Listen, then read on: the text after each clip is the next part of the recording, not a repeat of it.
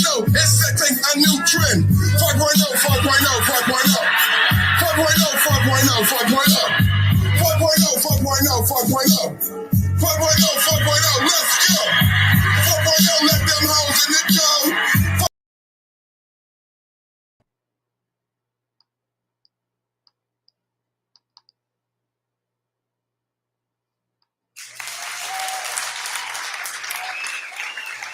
Thank you. Thank you. Thank you. Thank you. Thank you. Thank you. Thank you. Thank you. Thank you. I deserve all of that. I deserve all of that. Wait a minute. Wait a minute. One more time. Can y'all hear me? Is my microphone on? Hold on. Is my microphone on? Thank you. Thank you. I deserve all of that. Thank you. How's everybody doing? How's everybody doing today? How's everybody doing today? My name is Perfect. This is Perfect Time Podcast. How's everybody doing? How's everybody? It's a lot. Hey, Ken C. Red, what is going on, Ken, man? That's a lot of comments in the chat, man. It's a lot of comments in the chat, man. Did you get to read the Ken? Hey, what's up, man? I can't read all this, kid. 5.0, 5.0, 5.0. That's my brother, Ken C. Red, a.k.a. House Phone, man. That's my brother, man. He on the dial-up AOL service, man. Everybody must be on vacation. If Ken could type that much in the chat, a lot of people watching me 18 years old, y'all don't know what a house phone is. Y'all don't know what AOL, y'all don't know what AIM is. Y'all don't know what dial-up service is.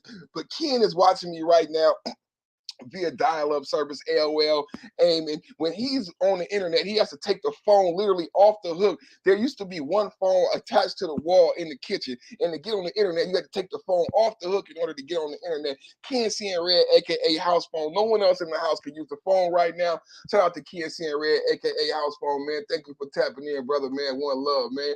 Shout out to the whole cool table, man. Love and all the vibes, man. We in the building, man. Shout out to everybody. We in the building, man. Shout out to everybody tapping in, man. Thank y'all for coming through, man. What episode 2, Black Women Strikeout, man. I changed the name a couple times, man. Episode 2, Black Women Strikeout, man. It's a link in the description, man, of a little short video. We're gonna show a couple videos before we get to the video. The video I'm gonna show is gonna be the whole 9-minute clip. There's a 16-second clip in the chat, but we're going to watch the video. We're going to react to the video. This is a live reaction show. Perfect Timing. Fair use is in full effect. My name is Perfect of the Perfect Timing Podcast. I'm simulcasting live on 3 channels right now. Thank you, StreamYard. We're live on Perfect Timing Podcast, Perfect Timing Podcast Live. We also live on Facebook under Patrick Potter. Shout out to everybody watching me from the Roger Report Live. Shout out to A.L. Evans, the habitual line stepper. Yay, yay. Shout out to the whole Cool Table 5.0, man. Thank y'all for tapping in, man. It's going to be a good one. Friday evening, man. We're going to have a good time, man. I got me a Kiku apple. So in between, I love my fruit and my vegetables. This is one of my new favorite apples right there. Go look that up. I don't know if you can get one, but that's what we on this afternoon. And, you know, you got to wash your apples. That's why it's dripping wet. Got some water so we don't stay parched. You know what I'm saying? That's how we living, man. That's how we doing. Nice and extra healthy, man. We're going to get right into it, man. So we're going to start off with a little something, man. I'm a share with y'all because there's a lot of this going around, man. So this is not the actual video. This is not the actual video, but this is going to be the start video. You know what I'm saying? Thank you to everybody coming in. Make sure you share, man. Make sure you share the video, man. My name is Perfect Timing Podcast. Make sure you share the video. This is just a little start, y'all, just to get you salivated, man. Just to get you thirsty, man. Shout out to my brothers, man. Who else that came in the building, man? A.L. Evans, man, on the road, man. Okay. Ken C and Red, he on the road too, man. Shout out to all the fathers, man. You know what our hashtag is. Let me put this hashtag in the chat. You know what our hashtag is over here, man. You know what the whole podcast is about. That's what the whole podcast is about right there. Father power, man. I pray a covering over all the brothers watching me who are happen to be driving. I want to pray safe passage for you brothers on the road and success in all your endeavors and your deliveries. I know a lot of people watch who be driving, so I pray a covering over everybody that's watching right now. And anybody, even if you're not driving, I pray that you're blessed, and I pray that the message is a blessing unto you. Salute to everybody watching and supporting. Mrs. Perfect Timing just came into the chat. Baby, you're going to be entertained by this one today. This is Black Women Strikeout episode 2, inspired by a comedic video of a black woman that said men don't catcall anymore. So we're going to show a couple videos and get you guys hyped up for that video of in the same vein, you know what I'm saying? In the same ball house, in the same ballpark, in the same wheelhouse, you know what I'm saying? Of this complaint about men no longer approaching and being attracted to women in the same way, and the women of certain sector, you know what I'm saying, of a certain type of women, you know what I'm saying? So let's get into the first video. We'll talk about it some more. It's Free Fries Friday. Nothing in life is free. I think women are finding that out in Western society. I think black women are finding that out. It's Free Fries Friday. The reason I called it Free Fries Friday is nothing in life is free. Let's take a look at this first video just for a few seconds. We're not going to watch it too much.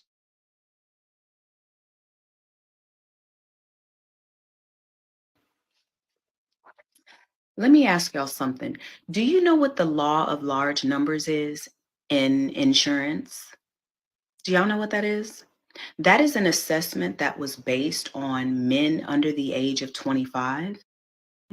They put an entire group together and they realized that men under 25 drive reckless, get drunk, like to show out, okay, love to speed. And that is the reason why men's car insurance doesn't go down until they're 25 years old.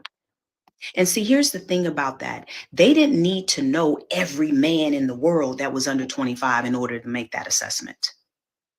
They did enough research to know that men under the age of 25 drive recklessly.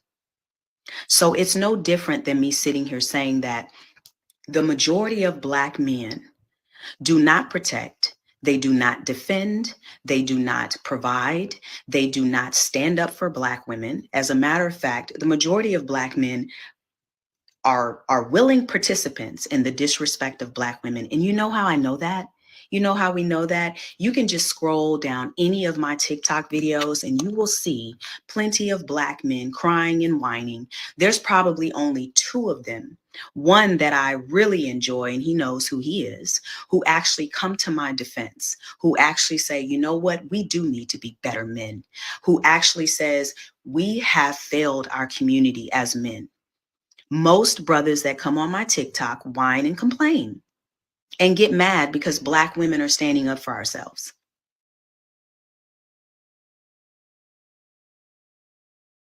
Okay. So y'all see what type of show we got. Y'all see what type of show we about to get into today. 5.0, 5.0, 5.0. You know what I'm saying? They want to know. She said, so we go, it's a 60-second clip, man. So just to frame the conversation, man, Black women strike out. Black Women Strikeout episode 2. I'm gonna make a playlist. Y'all make sure y'all go watch episode 1, man. And this is the cry, man. Shout out to Silent Lamont. Shout out to the Roger Report. Shout out to AL. Shout out to Meteor Man 88 that just came in. Y'all, we hear a lot of these cries, man, every day, man. So you know what I'm saying? They want to laugh and joke and make a game about it. To them, it's funny that you're not being attracted to, you're not being catcalled, that you can't find a mate. So we're gonna talk about it today, right? She said in order for her to have a black man got to capitulate and say that we the problem and everything wrong. Y'all hear? Just so you understand why you not being approached, why you not being catcalled. We building the show. It's building blocks today, brothers. Yeah, man, we building this today. Let's get back to the video, man. She don't understand. Everybody here today, y'all gonna be confused about what's going on, but it's in her tone. Let me go back to the video.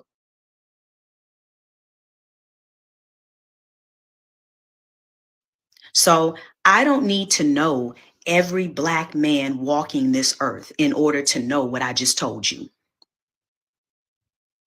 You show it to us every day. This is the culture. This is our culture. It is made of disrespect of Black women specifically, of dark-skinned Black women specifically. This is the culture, sir. And if you guys... Hold up. Did she just say dark skin? Hold up. Is we watching the same video? Hold up. Who is she talking about? Who? Hold up. Perfect Type of Podcast with the Blast. Happy Friday, everybody. We going in. We going in. We not playing, man. Black Women Strikeout, episode 2. Share the show. Share the show, everybody. Back to the video. Hold up. Hold up. Holy.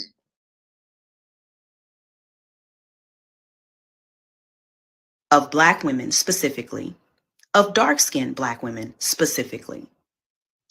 This is the culture, sir. And if you guys don't want to hear it anymore, change it. Because the brothers I hear who don't act this way, they're going to set themselves apart, just like the 2 brothers I just mentioned. They come on here and they set themselves apart from the rest of the Black men. They let me know that they are not like the majority. And you have the ability to do the same. Check out this Verbo. Oh, man. Look at me.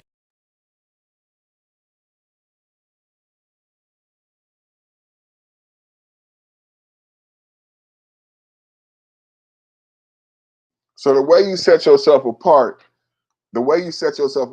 is to immediately say that all Black men ain't shit. And we see that a lot on a lot of panels. The way you get her attraction, the way you get her allegiance is she said 2 brothers.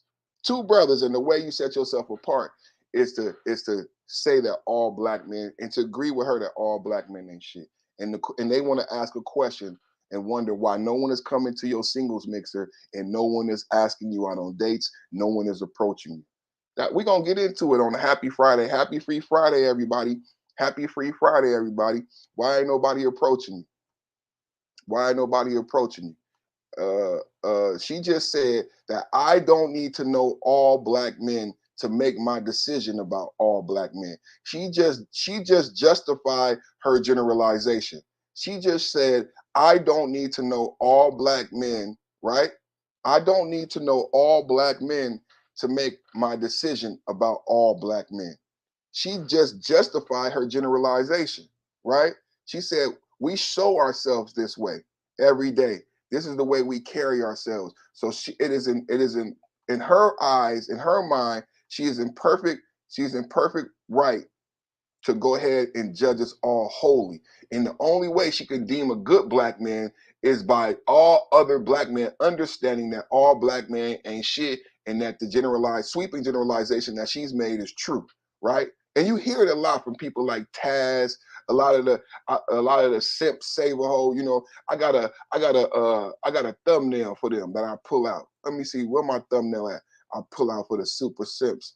Every now and then we got to pull out this thumbnail right here. You know what I'm saying? I got a thumbnail, I got a show, I got ready, loaded up for them. You know what I'm saying? This is the Super Sucker show right here, man. I've done this several times, man, because every now and then you get these guys, man, that are so lonely for attention that the only way that they see to be attracted to a Black woman is to be the subservient super sucker that capitulates to their whims and desires and agrees with their bullshit. It doesn't help them, brothers. The brothers who do this and put on this sucker suit, you're not helping Black women by keeping them obese, by keeping them dysfunctional, by keeping them masculine, and saying that the problem is all the Black men, because they're going to continue to not get catcalled. They're going to continue to not get approached. They're going to continue to get hung up on.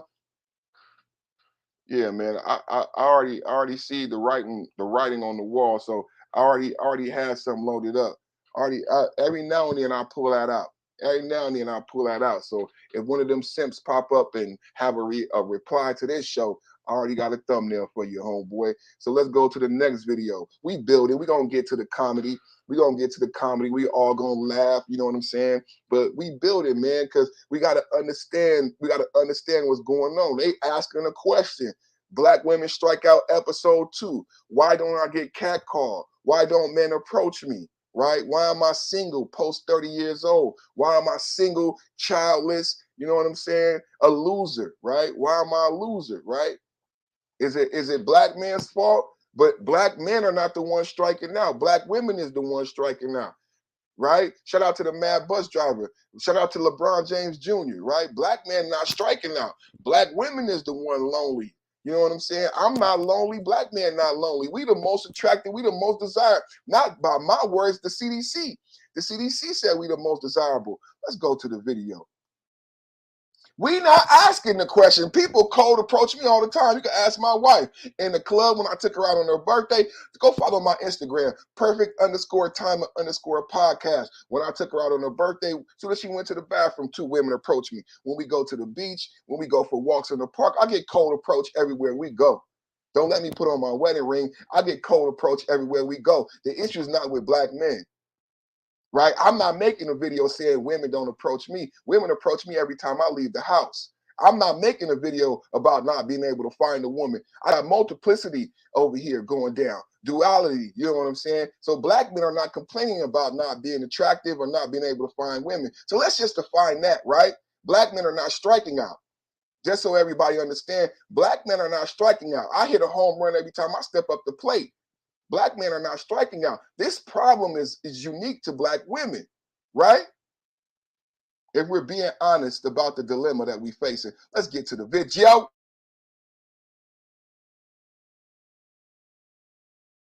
Black love, she also has to face the fact that many black men just don't want to date black women. That many black men just don't want to date black women. Fears on black love, she also has to face the fact that many black men just don't want to date black women. Fears on black love, she also has to face the fact that many black men just don't want to date black women. So I'm not being mean. It's not just me. Back to the tape. That point was evident on the current season of Married at First Sight, and it struck a nerve with several viewers. Many of our African American men have no interest in marrying an African American woman. Viewers. Many of our African American men have no interest in marrying an African American woman. Viewers. Many of our African American men have no interest in marrying an African American woman. I've never dated an African-American woman. I would prefer the person that I'm gonna be with for the rest of my life to not be my own race. I pretty much just date outside of my race. There's no question in my mind that black men love black women. I don't question that at all. But based upon the pool of black men that they were working with, the pool of black women that wanted black men, it's pure fact, outnumbered the pool of black men that wanted black women. And it was boggling my mind because they were in Atlanta. And I was like, what do you mean? Of all places in the country, you mean to tell me there aren't enough? And speaking of a small pool, Belle is working with a pretty tiny one in New York. I've debated this numerous times. I don't know from a strictly number standpoint if there are enough successful, eligible black men for the amount of successful, eligible black women. Brothers!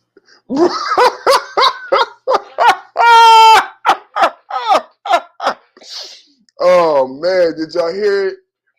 Did y'all hear it, man? We're gonna play it again, man. We're gonna play it again because this is contradictory to the actual fact, to the CDC numbers. Shout out to BGS Ed Moore. I know he put out the numbers. We talk about them a lot every day, but she's just said that she believes that there are not enough successful black men for the amount of successful black women.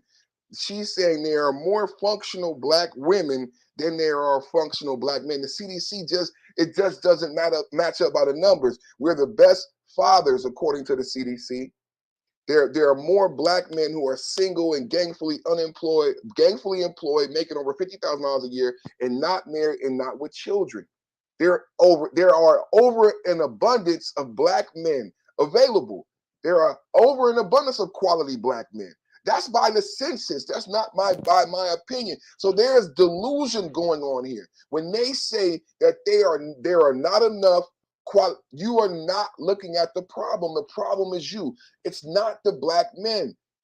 By the data, the CDC says black men are the best fathers, and we are the most bona fide in the dating market. Over 50% of black men are unmarried, make over $50,000 a year and don't have children. And they being snatched up, they just not being snatched up by black women. But the understanding for these black women, look at AL, look, Cap.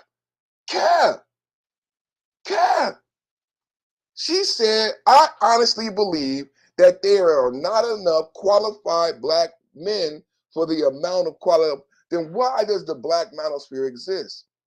Her understanding is that all black women are functional, right? All black women are functional. The majority of black men are dysfunctional. In the small portion, right, that are functional, it's not enough for us. But what Roger has said from the numbers that BGS put out is that it's the actual opposite from the CDC. That the numbers of Pookies among black men is in the 20th percentile. But in the 20% of black men that fall into the Pookie range, not all 20% are actually black. So out of the 20% of quote unquote black men that fall into the Pookie range, according to the numbers, only 9% of black men quote unquote fall into the Pookie range, which is how you have one black man with 35 kids, one Pookie with 40 kids. If you had a multiplicity of black Pookies, then you wouldn't need to sleep with the same Pookie. There's only one Pookie in the town because it's not attractive for black men to be Pookie anymore. There's only one Pookie. So all of you share him. This is the reality. All of you share the same men because there's not a multiplicity, a multitude of dysfunctional black men.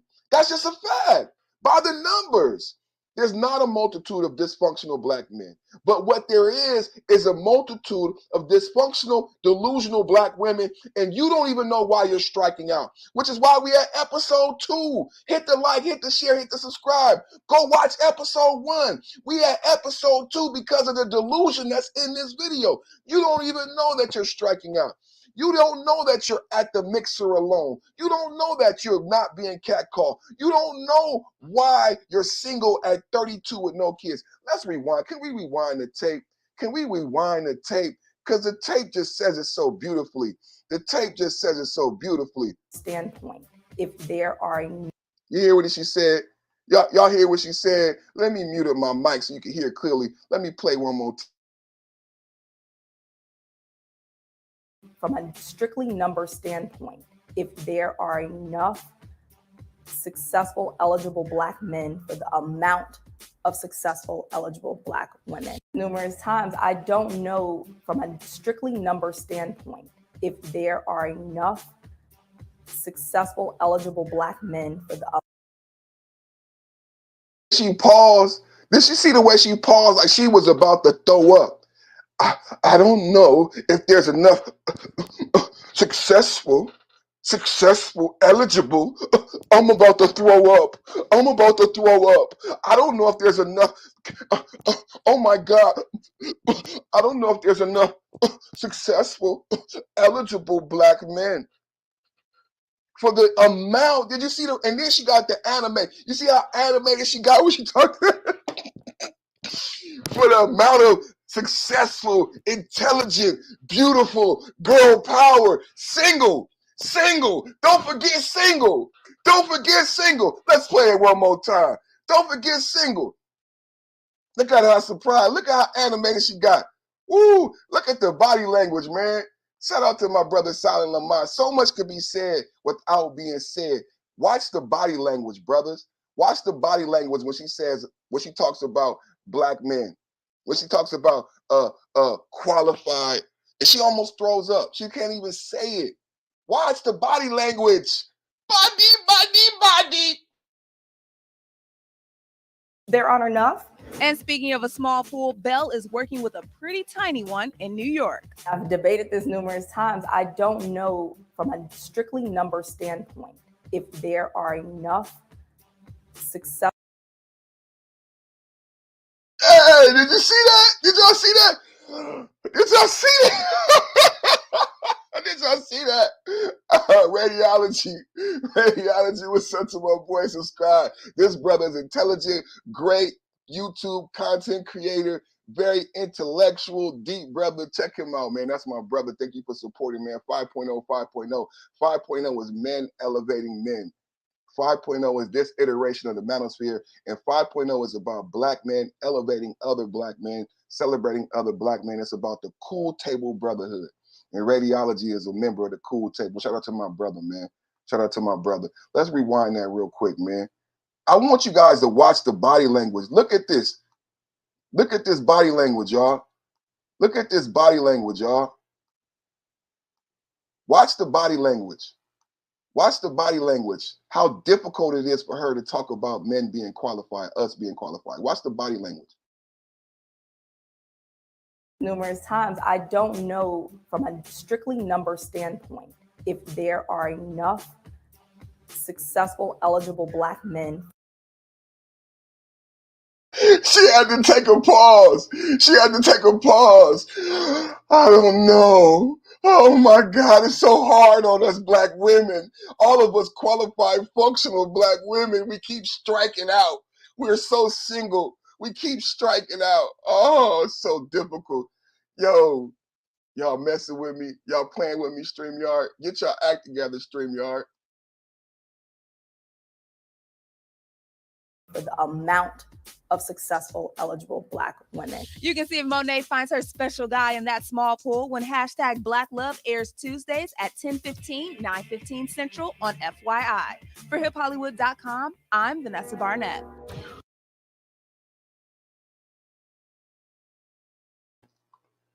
How y'all doing? We having a good time. We just getting started. I'm loading up. I'm loading up. I haven't even got to the main video yet, y'all. We haven't even got to the main video yet, y'all. I'm loading up. I'm loading up, man. We haven't even got to. Y'all want to see some? Let's get to some more of the whining and the crying and the lack of understanding. We ain't even got to the main video yet, y'all. We ain't even got to the main video. That share the video, fair use, perfect timing podcast, simulcasted live on 3 channels. Thank you to everybody that tuned in and support your boy, man. Make sure you hit the share, like, and subscribe, man. Let's go to the next video, brothers. I really love the brothers, man. I love the support and the love that I've been getting lately. Shout out to Roger Report and the Cool Table, the habitual line stepper. Yay, yay. Let's check out the next video, man. Black Women Strikes Out, episode 2. How many episodes y'all think we could do on this topic? I think you might be able to do this every day. But let's go.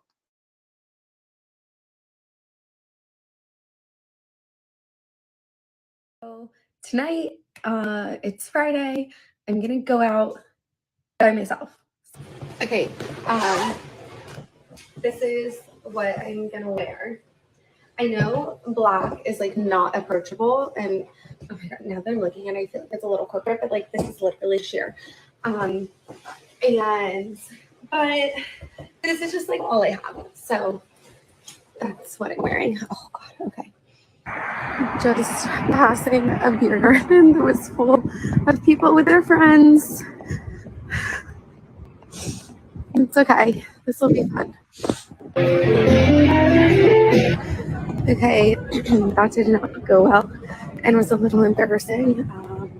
I'm going to see if I can find another place to go, though.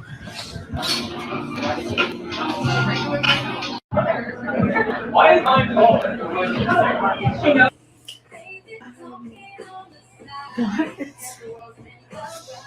What can we use planned? I don't know what I thought. Like, I genuinely thought that I was gonna meet people. It was just that like the jazz bar was too crowded. There wasn't even anywhere to sit. I'm gonna go again. I'm gonna keep trying. But that was really hard. Usually I roast women for their foolishness.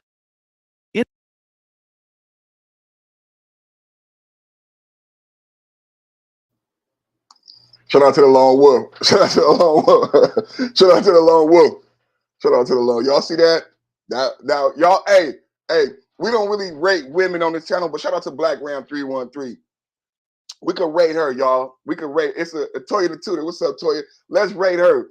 Let's rate her because she was petite. What y'all think? I'm not gonna give my rating. I want y'all to tell me what y'all think of her. She was crying. She was crying at the end of the night. She went to multiple places I might need to rewind that. We might need to rewind that and see that again. She went to multiple places and she could not meet somebody. I want y'all to tell me. Let's watch it again. Let's watch it again. Let's watch it again. Now tell me, we're gonna rate her. Tell me what you think. Is she hittable? Is she hittable? Would you hit that? Right? And now she went to multiple places. No one approached her. Not only did she not get a date, she didn't get a phone number. Nobody approached her. Male, female, nobody approached her. Right? And at the end of the night, she was crying. The name of the show today is Black Women Strike Out Episode 2. Let's go to the video. I'm gonna go out by myself. Okay, this is what I'm gonna wear. I know black is like not approachable, and oh my god, now that I'm looking at it, I feel like it's a little corporate, but like this is literally sheer. But this is just like all I have, so that's what I'm wearing. Oh god, okay. Just passing a beer garden that was full of people with their friends. It's okay. This will be fun. Okay, that did not go well and was a little embarrassing. I'm gonna see if I can find another place to go though.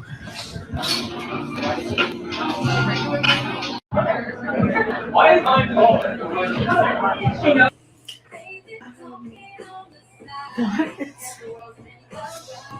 else can we use? I don't know what I thought. Like, I genuinely thought that I was gonna meet people. It was just that like the jazz bar was too crowded. There wasn't even anywhere to sit. I'm gonna go again. I'm gonna keep trying. I'm gonna keep trying, but that was really hard.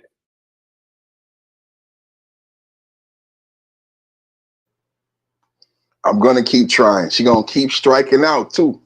She gonna keep striking out till they figure it out. Mrs. Perfect Timing said you gotta be sociable. You gotta be sociable with Radiology 7. Even without makeup and crying, she looks nice. She does. That's why, okay, I didn't want to say she's a beautiful, she's fit, nice hair. A lot of dudes now, unfortunately, want IG gals and BBLs. Now, this is sad for women. What does this say when a woman like this? A 7 is not what we talked about, an adjustable 6, right? So an adjustable 6 says a 6 with makeup, you could look even like an 8, right? So Radiology gave her a 7. So imagine if she had the appropriate makeup and the right black dress, she could be an 8.5. And no one talked to her. She ended up crying. She said she's going to try again.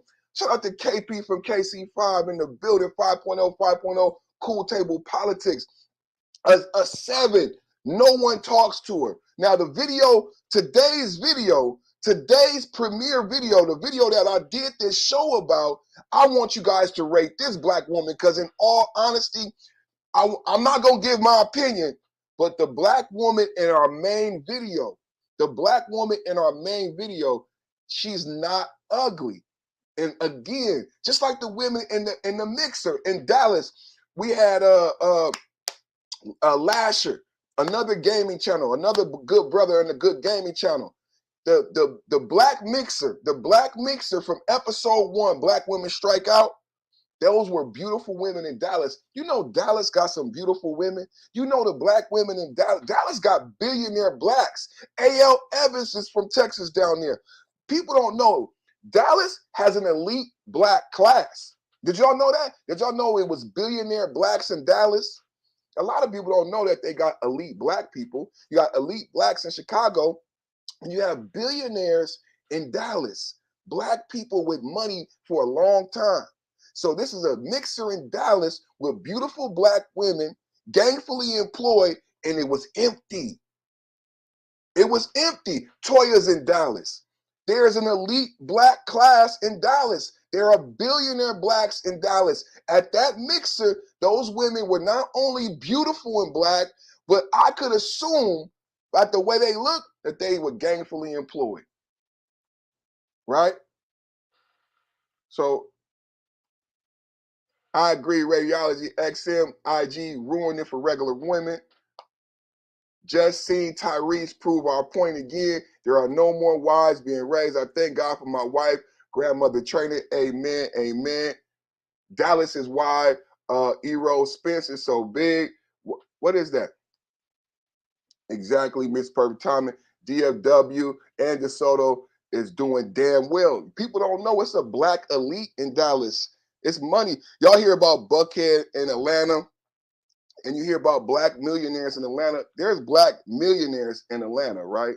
But there are black billionaires in Dallas. And I don't even know if y'all know that they got black billionaires. Let's go to another video. Let's go to another video because I'm having a good time tonight. Thank you to everybody coming in. I'm hoping you guys really enjoying the show.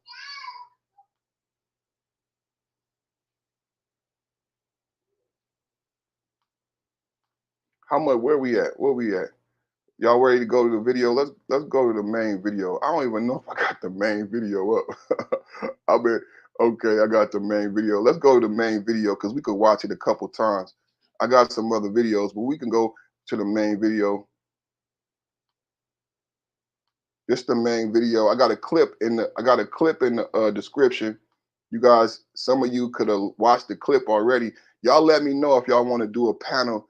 If not, I'm you know, I don't be doing panels lately, but Memphis on the rise with Rich Blacks too. I heard about that.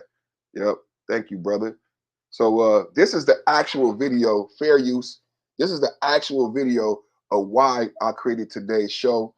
And then I added the other videos just to give body and context, right? But this is the name of this is Men Don't Catcall Anymore. So we're gonna watch this and then we're gonna unpack it. Enjoy the video. Thank y'all for watching Perfect Timing Podcast. Hit the like and the share. Hit the subscribe.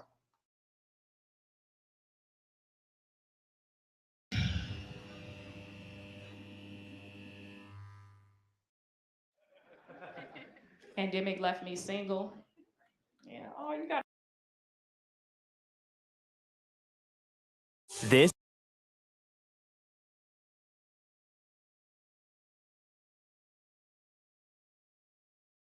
You got a. Oh, congratulations. Oh, how many months are you?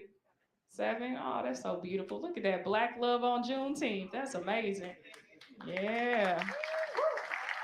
It's hurting some people pain so to clap for you though. They like.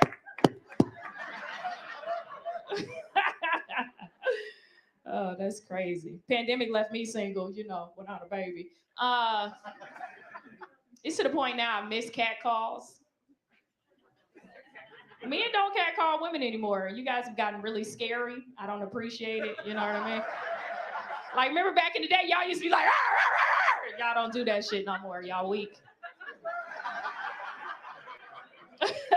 And I blame the pandemic because the world got way more sensitive. So nowadays, a man walking up to a woman saying, hey, beautiful, can be borderline sexual harassment, depending on the environment. I remember pre-pandemic, I walked past a group of guys and one of them ran up to me and he said, hey, Ma, can I get your number? And I said, no, because I didn't know the pandemic was coming.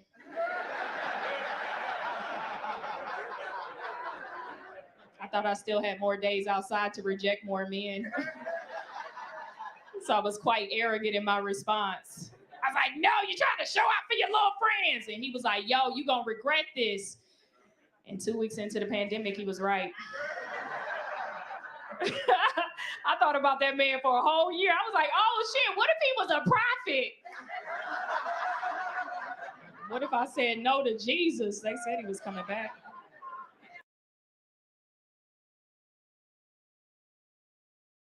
Does she work for us? I feel like this. Does she work for the Black Manosphere? I feel like she worked for the Black Manosphere. She said no. And then she said, I didn't know the pandemic was coming. I thought I had more time. Does this not remind you of the nuclear physicist? She said, when the pandemic hit, I dreamed about that man. Let's keep going.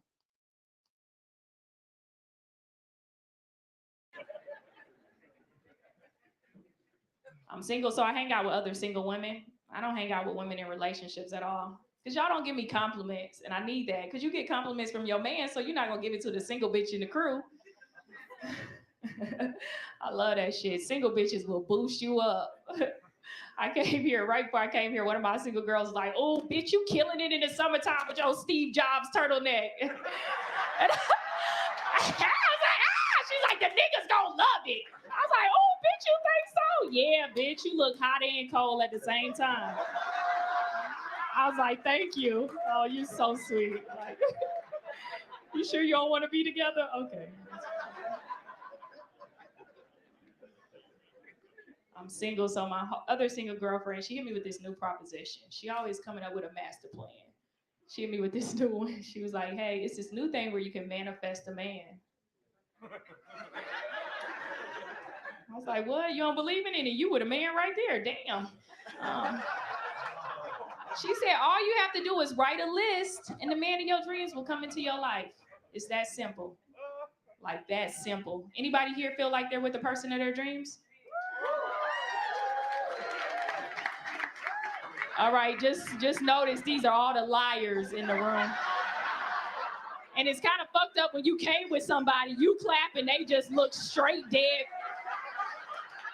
Like they spirit left their body, like.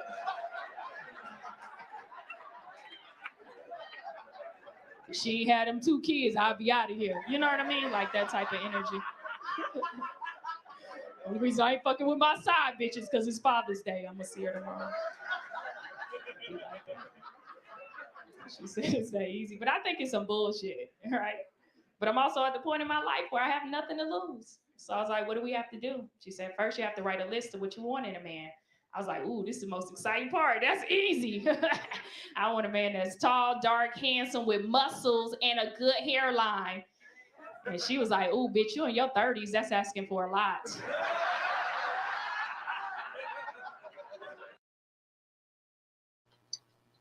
I mean, do we even gotta work? I mean, she doing our work for us. KP said she listened to the Black Manosphere. When I was talking to Roger, I was like, she had to base this whole skit on the Black Manosphere. She just described the high value man. Now look at her. I want you guys to rate her. Look at her right here. Look at her right now. Let's rate her. Look at her shape right now.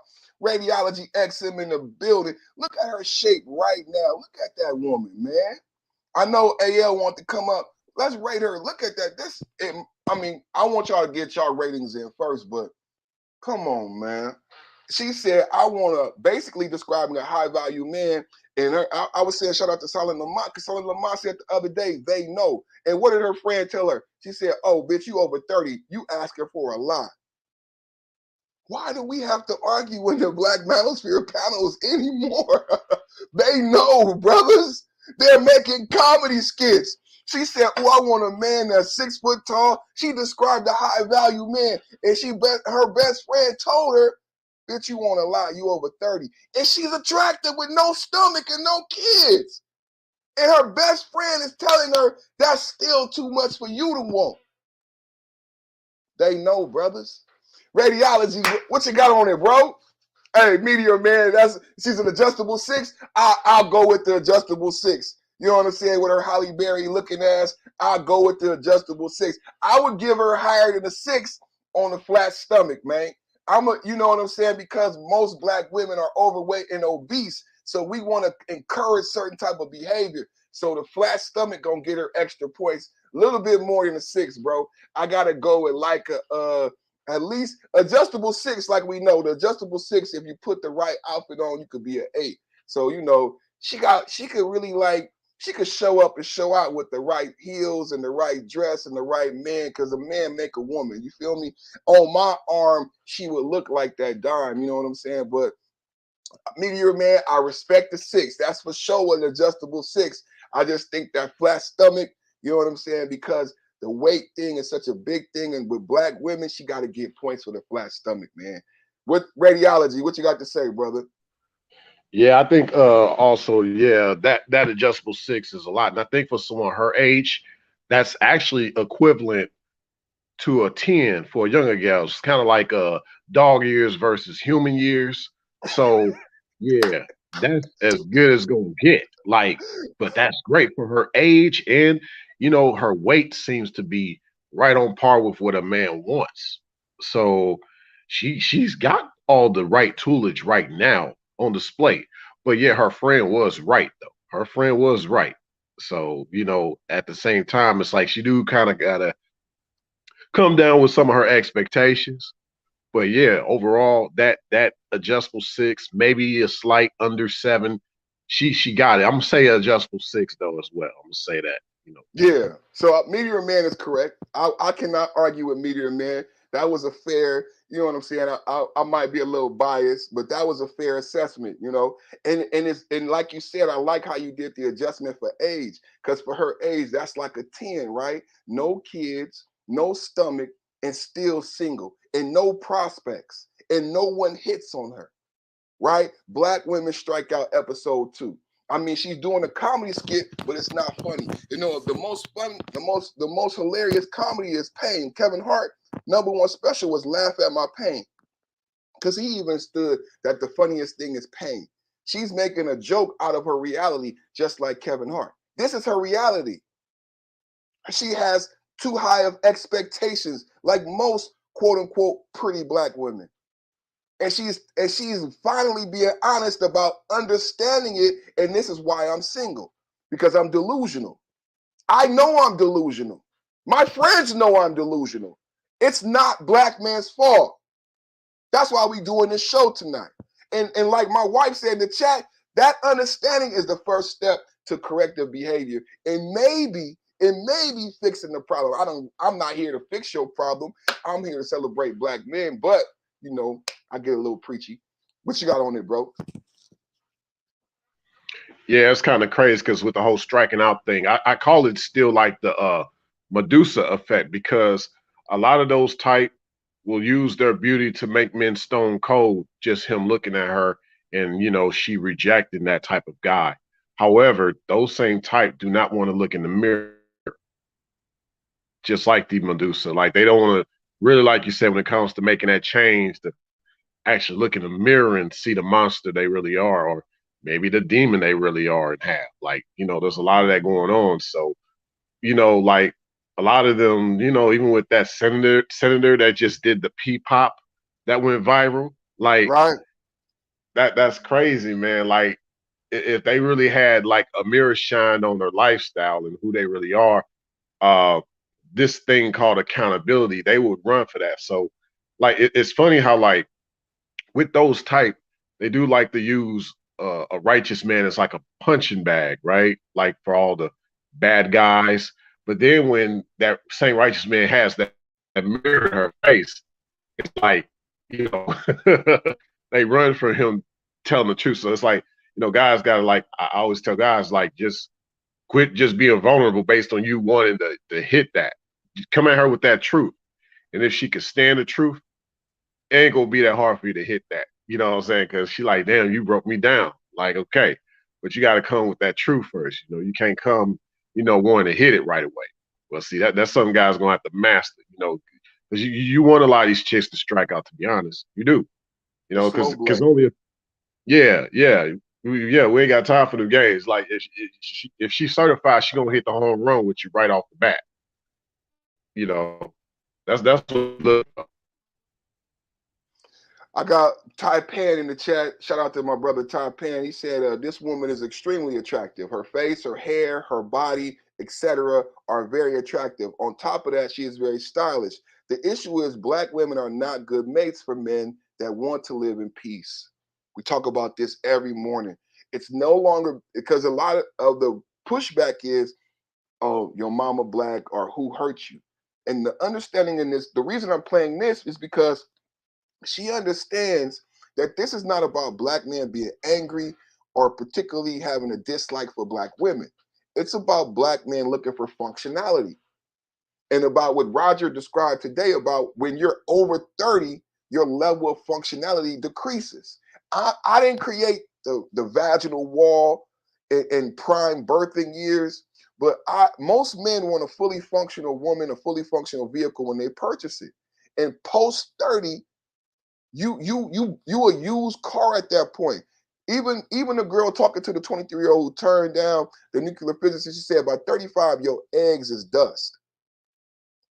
So it's not about you being black. It's not about prejudice. It's not about my issues with my mother. It's about success rate. We're basing our decisions now on calculus and success rate, right? And the ability to succeed and the ability to get a reciprocal relationship from a functional being, right? Shout out to my brother Radiology. Oh, KP from KC5. What's up, bro? What you got on tonight's topic, man? You got me a video in the back. Test. Can you hear me? Yeah, man, I can hear you, man. I didn't know you speak. What's up, bro? Yeah, you silly. Hey, man, but it's one of those things, man. That's a beautiful woman. I've heard her comedy before, seen her skits on. Can you hear me Lost still? you. Yeah. You came back, but Can you you hear cut me? out. Yeah, you good. You good. Keep going. Yeah. So what it is that watching her is like, man, because I heard her give an interview a long time ago, probably a year or two ago, where she was talking about she was raised in NOI. So she was raised to be somebody's wife, possibly in the NOI. I didn't But know she that. she rejected all that teaching. And now that she's rejected all that teaching, look at that woman, man. You can tell that woman's diet is right. She That's got to why be eating right. That's why I took the banner off. See, I had the banner up, so y'all didn't really see that figure eight. Y'all didn't see that Yeah, figure eight. so that's a beautiful woman. I think she lives in California or something like that. But that thinking has been changed and transformed from what she was taught when she was brought up. And she probably always thought she had a lot of time. That's I mean, it's basically looking at people.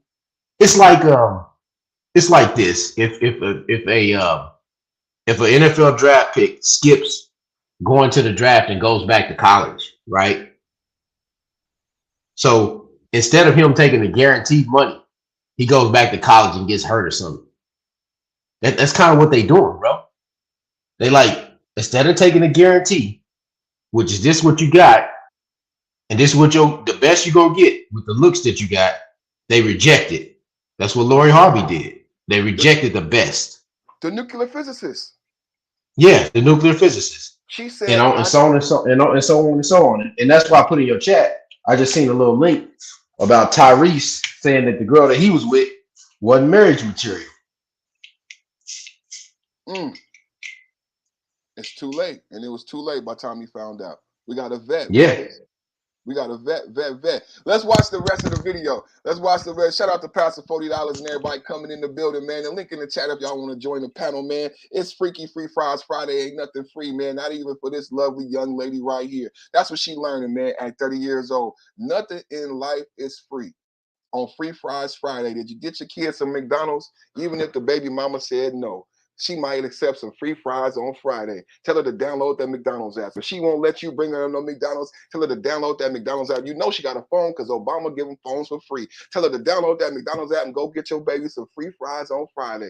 And don't forget to tell her that Perfect Time has sent you. Hey, baby, nothing is free. Back to the video.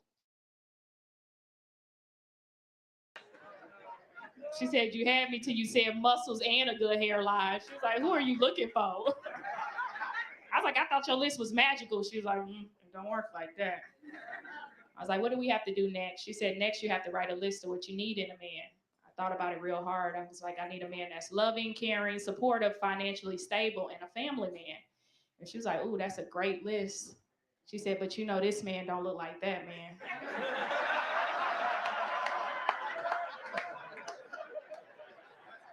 The man you need don't look like the man you want, ladies. I mean, come on, man. Rest in peace, Kevin Samuels, man. So much work has been done. There's a lot of understanding. Like, I'm having fun tonight, but this is very progressive, brothers. This is very progressive. We should congratulate ourselves. Hold on, let's give ourselves a hand clap because I think we did a great job with the manosphere. This is a success story for us. Yeah, man. Y'all deserve props, man. Everybody on the panel, every iteration. This is the joke. This joke is about two women having a conversation about Black manosphere talking points. And they understand and they're having a logical, I want to throw something at my damn screen. She said, you know, this man don't look like that man. There are no men in this conversation. This is not about black, white, purple, blue, green. She said, this man don't look like that man. We have to be more progressive, brothers. We cannot be in our red pill rage. That's why I love radiology came up here, because the brother's so introspective with a lot of his viewpoints and his analogies with Medusa and all these different things. You're gonna learn so much from him and his analogies, man. We have to become more progressive because a lot of the arguments have been won. Do y'all understand? Perfect. How many teams are looking to pick the 30-some-year-old running back? None. They just draft a rookie, don't they? That's it. That's the same thing the men are doing. And if you was an owner of a football team, could you be mad, bro? I have to. No. This is a business. I want to win a Super Bowl, and not only that, I want to stay viable and competitive. That's what you get at that high level. People not mad when they don't pick me. I'm not mad.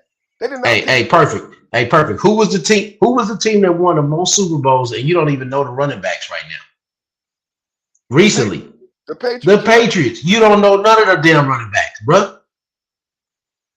All you know is the head coach and the quarterback. Damn, I never thought about that. Tell me the running backs. I don't know.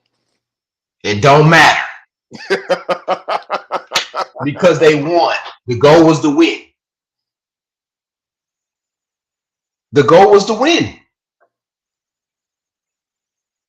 I think it's not till late in life that they realize the goal and what it's all about. And that's what this skit is all about. That's what this skit is all about. She's only now understanding what the goal was all about and what I should have used my beauty for. And I don't know where I heard this, but somebody was explaining that getting pregnant so late in the game messes with mortality rates. I think it was Dr. T. He did a stream on it yesterday. Oh, and he was talking about the mortality rates, how women are dying because they're getting pregnant too late. We talked about it last week. That's been one of the talking points for 2 weeks when we talked about the eggs turning to dust. Yeah. Ashes to ashes, dust to dust. When you said your wife was done before 30, that's what started that whole conversation. Yeah, facts. Yeah. Done before 30. Done before 30. Yeah. And we start going in because a woman came on and said that it's okay to not start until 30. Right. Yeah. Delusional. Because that's crazy. Because so I'm at a family reunion last week, perfect. And one of my cousins, the same age as me, I'm 38, shows up with a 2-year-old in tow. You got a 2-year-old and a kid that's in college. Like, that's a large difference in age. You must be a multi-millionaire. They ain't no millionaire. They're damn fool. That's what they is. Because it's gonna cost $250,000 to raise the 2-year-old and another $200,000 to get the kid out that's in college out of college. Hey, they I guess they got it figured out, bro. The math don't math, like they say, right? Clippers is gonna clip. Yeah. Hey, let's go back to the video, man. Let's watch the video. She's a beautiful young lady, man. Daphne, man. Hey, you see that in the comment? Kids see it read. They read in the Bible that Sarah was 90 years old, so they think they have the time. Damn, he right. They think I got a video too that I found while I was doing my research. In this video, it says, if you 40-year-old women give advice to 30-year-old women, and all of the old women, you know what they say to the young women? That you have time. The one thing they want to tell young women is don't feel pressure. This is the thing about this thing for the women and the people want to listen about, because this goes back to trust into the trust fall. If you in the trust fall, it's the masculine and the feminine. It's the person catching is the masculine, right? And the person falling is the feminine. In order for the trust fall to work, right, and a family is built on trust, 2 things, right? The person has to be able to catch you, right? There's fear in being a father when the baby is born. When the baby is born, the fear is, will I be able to be a good father, a good example, take care of them? But you know what happens for men in father power as we grow and we step into fatherhood and we catch them when they fall? That's when we become our superpower. When we catch you In the trust fall, the psychologist said, when you catch the person, there's an overwhelming sense of confidence that comes over you. Because you were apprehensive before they were falling, you were worried about if you could catch them. Even though you knew you could, it's still natural to fear that you might not catch them. For the person falling, I call that the feminine because the person falling has to completely surrender. Because if you watched my video, and if you ever did a trust fall, you could fall back and catch yourself. Like you could just put one leg back because like, oh, my little brother gonna let me fall. I don't want to fall. But if you truly doing a trust fall, the only way to truly do the trust fall is you have to completely surrender to the process and allow yourself to fall back and completely submit to falling and hitting the ground. And what the psychologist said is there is a release and there's a great sense of confidence and power that comes onto you. The feminine women today never realize the power in the feminine because they never truly surrender to that feminine aspect because they've been trained to be masculine and they think it's a punk, they think it's a slave, they think it's subservient to be a wife. So they don't get the true power in being feminine. But the psychologist said you also get elation. You also get confidence when you completely surrender to the feminine. When you allow yourself to fall, when you are caught, then you become a superhero. That's when the woman can shine. Have you ever noticed that when you're in a successful, healthy relationship with a woman, she's her best when she feels that she is secure. That's what Roger talks about all the time. When she can trust that everything is provided for her, that she is safe in nature, in animals, and in humans. That's when she will flourish, your daughter and your wife. When they completely surrender to their feminine side, because they know that there is a masculine side. It's like when the brothers say, let the women have something, i.e., let the women be women, let the men be men. When you keep caping for women and trying to speak for women, then you are not allowing them to be fully feminine. And you, like today, Hot Sauce said, you are being quasi-homosexual. Stay masculine. By you staying masculine, it's not mean. If you stay masculine, it allows them to be feminine. I'll go back to the tape. I'll go back to the tape.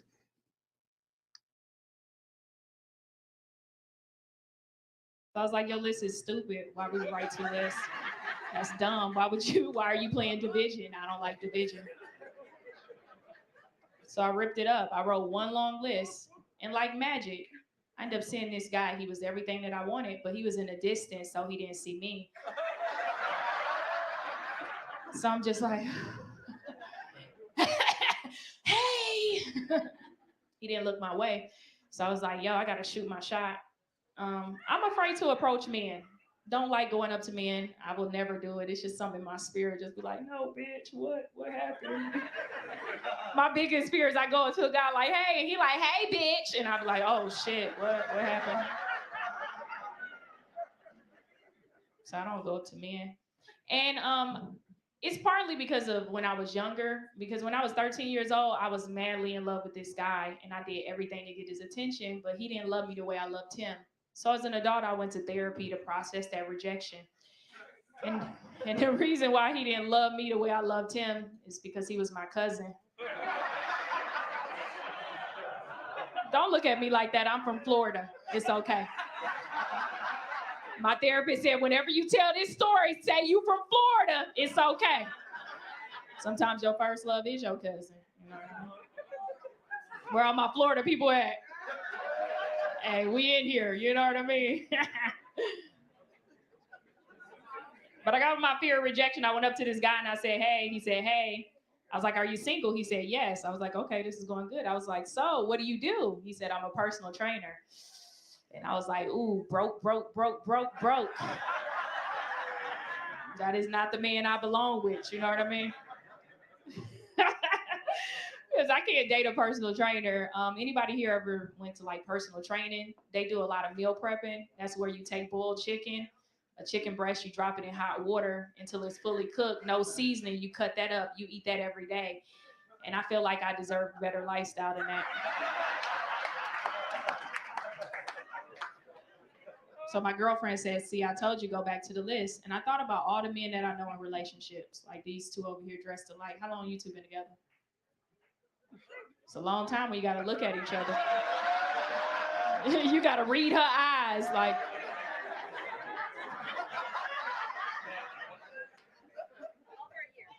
That's it? Y'all did all that for a year?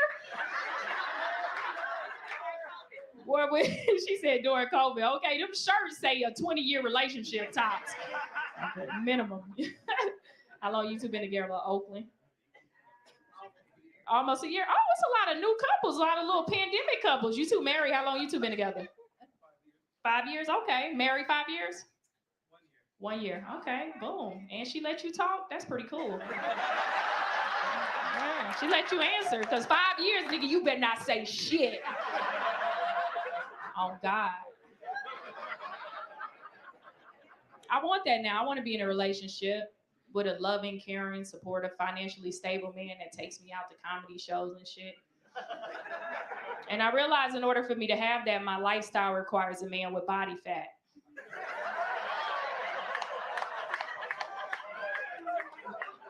So now I look at life different. Every time I see a man with a little stomach, I'm like, oh, bitch, he got a good job.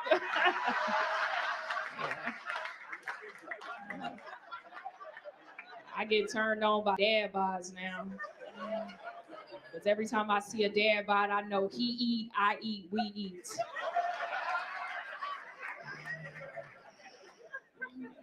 She said, that's funny. You wasn't fucking with shit else, just that. Okay. Glad I got your approval.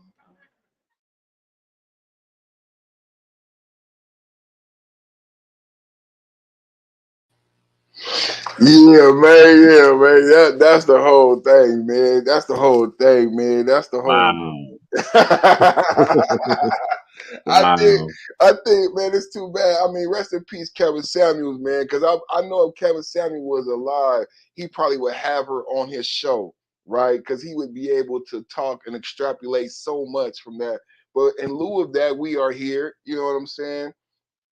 And one of the last, we've been breaking it down because when you do the reaction, I know a lot of people may not like the fact that I stopped the video. I don't let it play all the way through. But when you're reacting because of YouTube rules and policy, you got to stop the video and change it up. So one of the last things that I noticed about the video, shout out to Pastor $40 on the panel.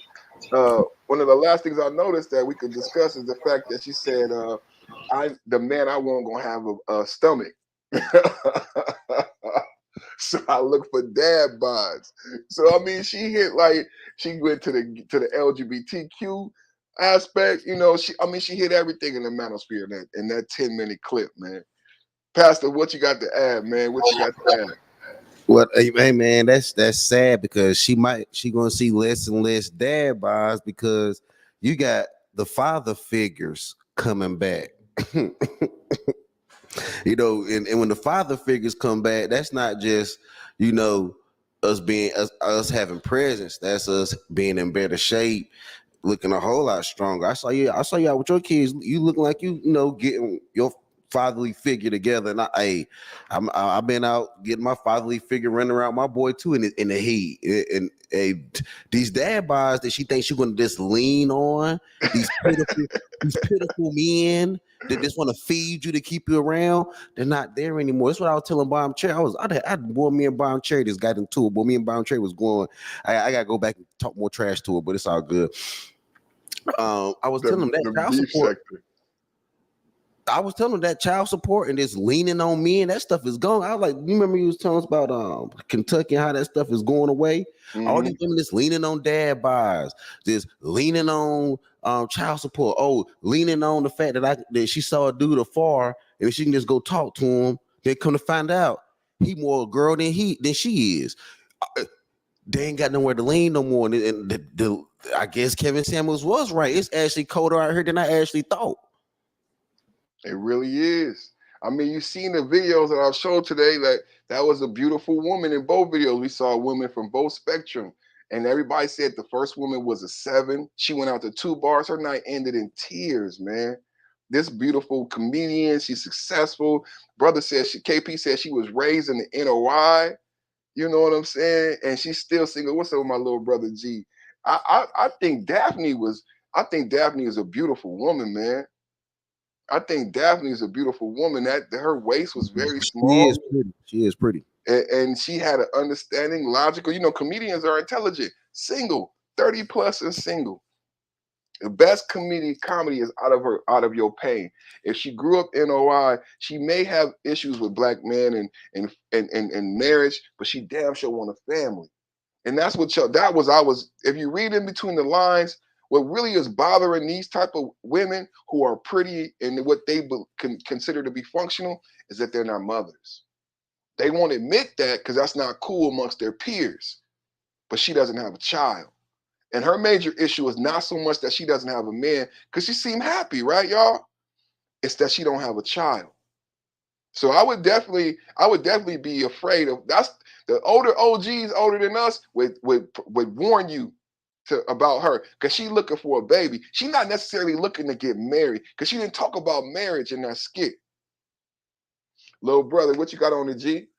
Hey man, how the brothers? Peace to the gods, man. Peace, peace. What's up, man? How you doing, bro? What's up with the Irv, man? What you got on, young Irvin? Man, chilling like a villain, bro. Chilling like a villain. Chilling like a villain, man. Yeah, man. This shit been. I've been paying attention from a distance, man. I've been working real hard and shit, man. You know, and then one of my good friends got killed like last month, man. So I've been kind of mentally fucked up. My condolences, bro. No, most definitely. You know what I mean? He was one of my sandbox bros. So, that's tough. Yeah, it's tough, man. And but just on the whole thing, I knew this shit was coming anyway. I knew it was only a matter of time before people came to their senses with all this stupid shit. For real, I knew it was a matter of time. I knew it couldn't have been here to stay, man. Once people get fed up with certain shit, they gonna be like, enough is enough, man. And that's what's basically is happening to us, like you said, Perf, in the manosphere, in the black manosphere. It didn't happen, man. The brothers even done arguing with each other for real. We might have a couple little spats here and there, but the brothers ain't even doing no, man. We ain't about to do no debates with each. Like, we all on the same side, even if we got a different perspective. You feel me? So it's like we all saying the same thing. We all trying to preach self-improvement and mental discipline and physical discipline.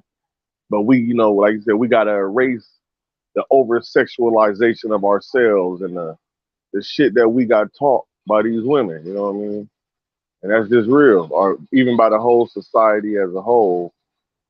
You know, we so bombarded with sex and materialism that once we start escaping that, we start gaining in progress in our lives. You know what I mean? And I think brothers that's finally used to having things now. But you know, we never was able to have nothing, but it's enough brothers that achieved a certain level now where they like, look, man, we don't need this shit.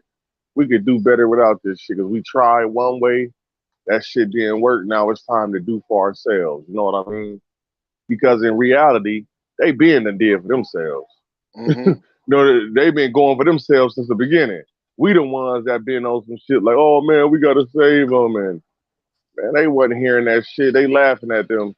They laughing at them niggas, man. Them niggas that's on here talking about build the community and all that, man, they laughing at them niggas and going to fuck the nigga down the street. You know what, this comedy right here and what's happening lately with the influx of black women is the realization that there is no parachute.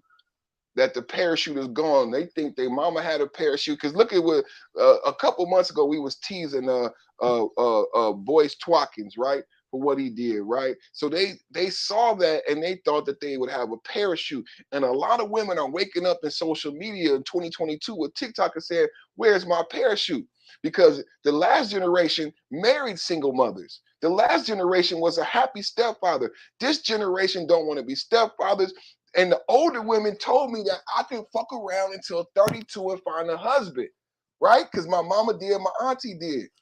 That's what all of this is all this angst and all this vocal shit is coming from, the comedy, the women on the panels, is because there's no undergirding. And the older women are coming on the panel because they want to stop what's happening. They want to stop the train. Like, you hear what Auntie J said, forgive her if she was a hoe at 18.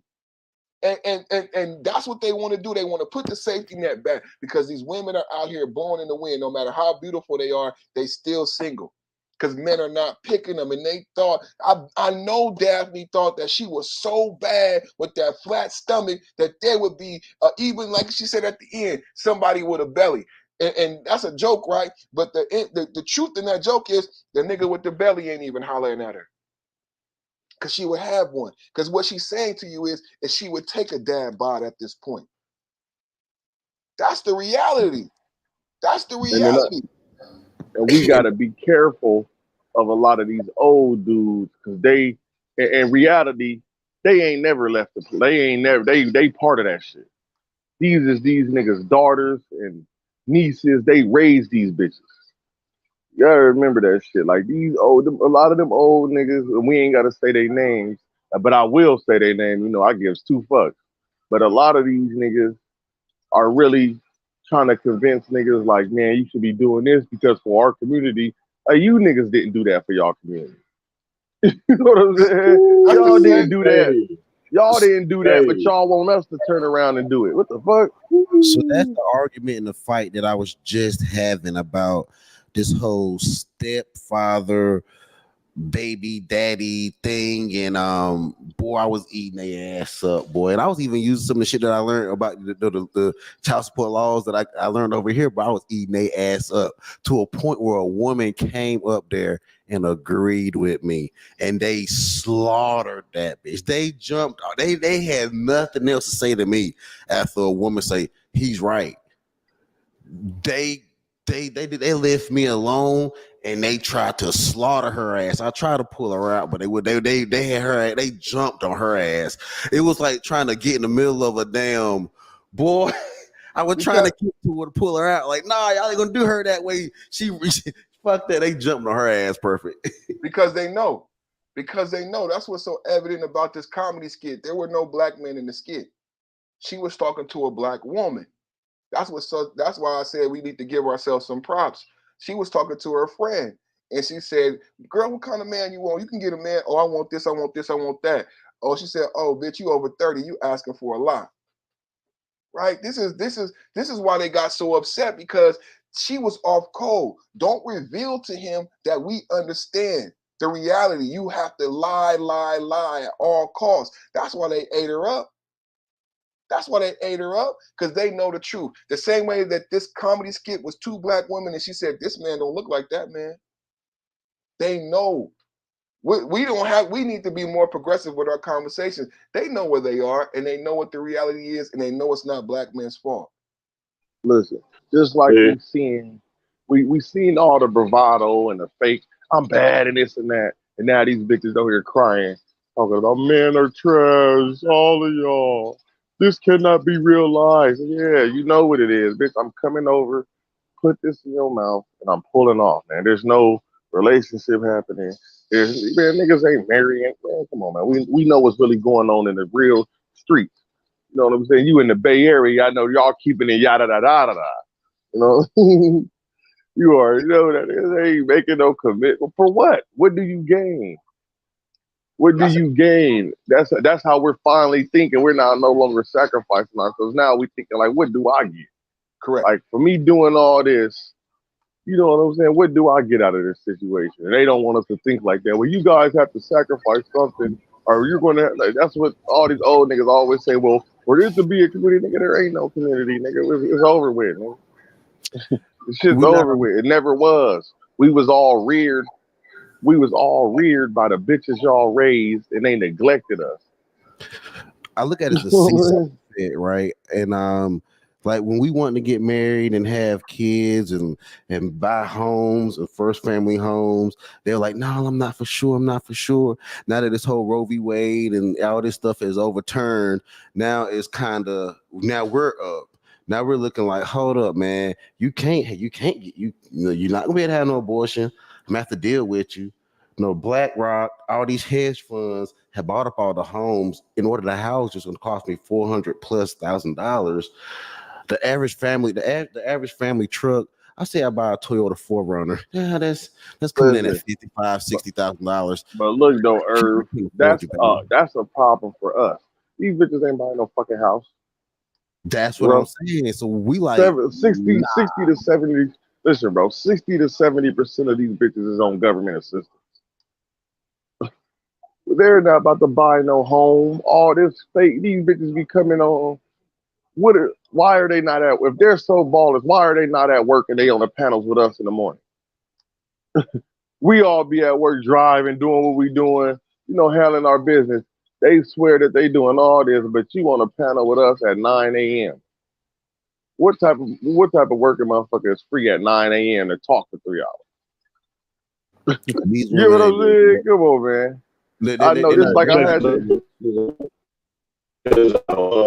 I don't say even like just G. Like I actually just like not so long ago had dealt with like a similar situation, meaning like there was this young gal.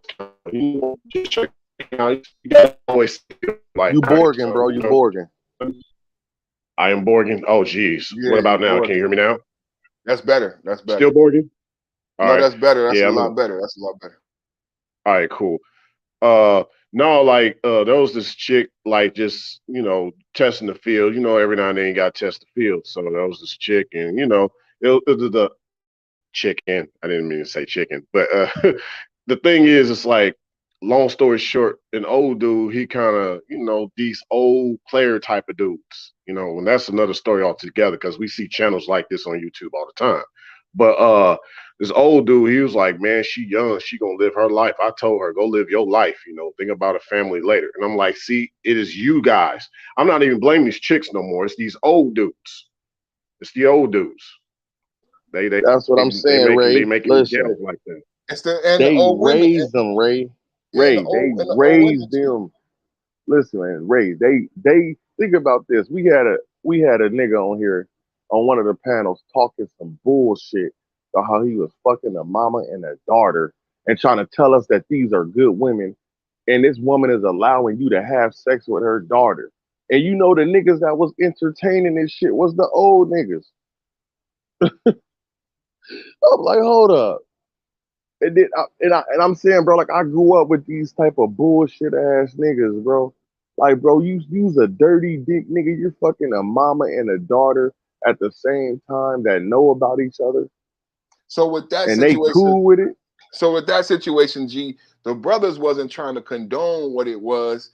With Roger's trying to do when these people, because his show is a lot more popular than mine, so you're gonna get different people, right, who at different levels, right? So some brothers are not at the same level. You've talked to me about this, about the same level of comprehension. The goal with when brothers come in or women come in at a remedial level is that we want them to be able to speak, even though it may not jive with where we are, right, with the conversation, right? Because it gives us room to extrapolate talking points and to reiterate certain things, and for people to see that the examples that we make are not false. So the brothers weren't condoning the behavior. They wanted him to be freely and speak so that we can have an example of a reality that exists. Because without these guys joining the panel and talking about their reality, people think that we making this shit up. I wanted him to be able, I mean, he may have come back 3 months later and been like, y'all should have stopped me, but I wanted him to be able to say it in confidence with all of his belief about his lifestyle so that we could use it as an example to speak from, right? So it wasn't the fact that we were condoning it, but we want to get that shit on the record. And the same thing when some women, now that we progress to this level, there will be people who come to the panels who are not on this level, but that don't mean that we have to shoot them down. We, for entertainment purposes and for teaching purposes, we want them to be able to speak, right? And then no, most definitely. So because people, if you were to go to the barbershop and tell them that, then they watch it, they be like, okay, but if we let him live, then we could really show it again in the barbershop. Like, nah, blood, I'm not playing. This nigga really, let me show you. And let him talk for 10 minutes and be like, bud, yeah, my cousin is like that. Like, and then we have this example of what not to do. Because when you let that example be shown, other people will see that and see what you're trying to say. It's obvious that that's foolish. Right? I want the youngsters to see that and be like, man, I don't want to be like that.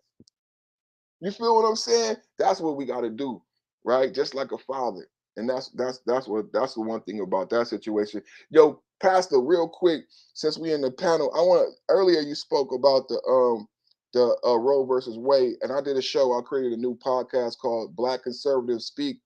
So I would like to invite you guys back to that. Whenever I talk about political topics here, I created that vehicle to help promote my political conversation. Black Conservatives Speak. Angry Men Got Street Conservative. I seen Ken Gill with the Urban Conservative.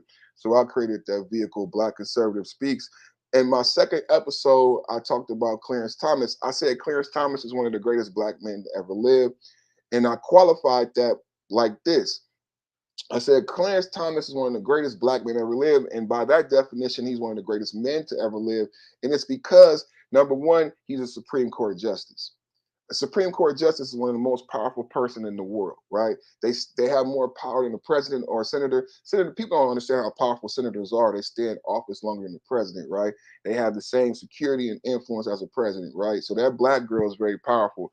But the Supreme Court is there for an entire life.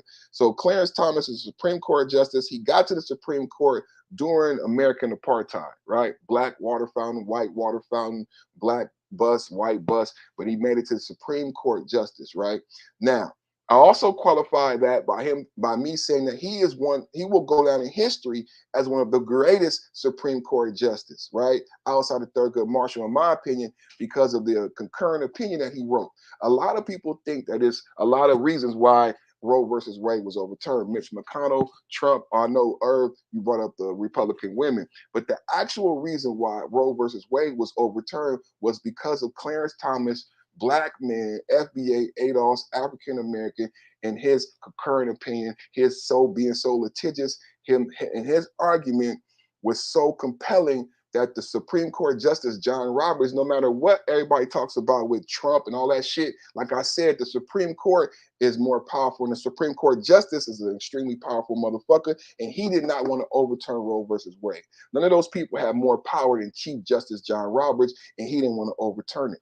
Roe versus Wade was overturned because of how litigious and how Clarence Thomas wrote his concurrent argument. And he wrote his argument in such a way that John Roberts was forced to overturn Roe versus Wade, even though he didn't want to overturn during his tenure.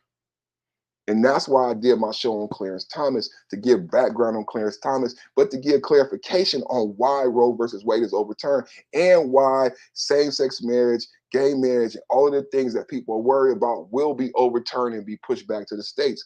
I read the concurrent opinion. I actually read it to my daughter. I got a 16-year-old daughter, and I was so impressed by her intelligence and knowledge on this issue, but she was impressed with me that I actually had read the concurrent opinion. A lot of people have been talking about it, but it's very hard to find, so I was proud that I was able to find it. It took me a couple hours to search the internet for it, but I found it and I read it. And basically what he said was the reason why Roe versus Wade was even implemented was because of a 14th Amendment argument, but he called that absurd.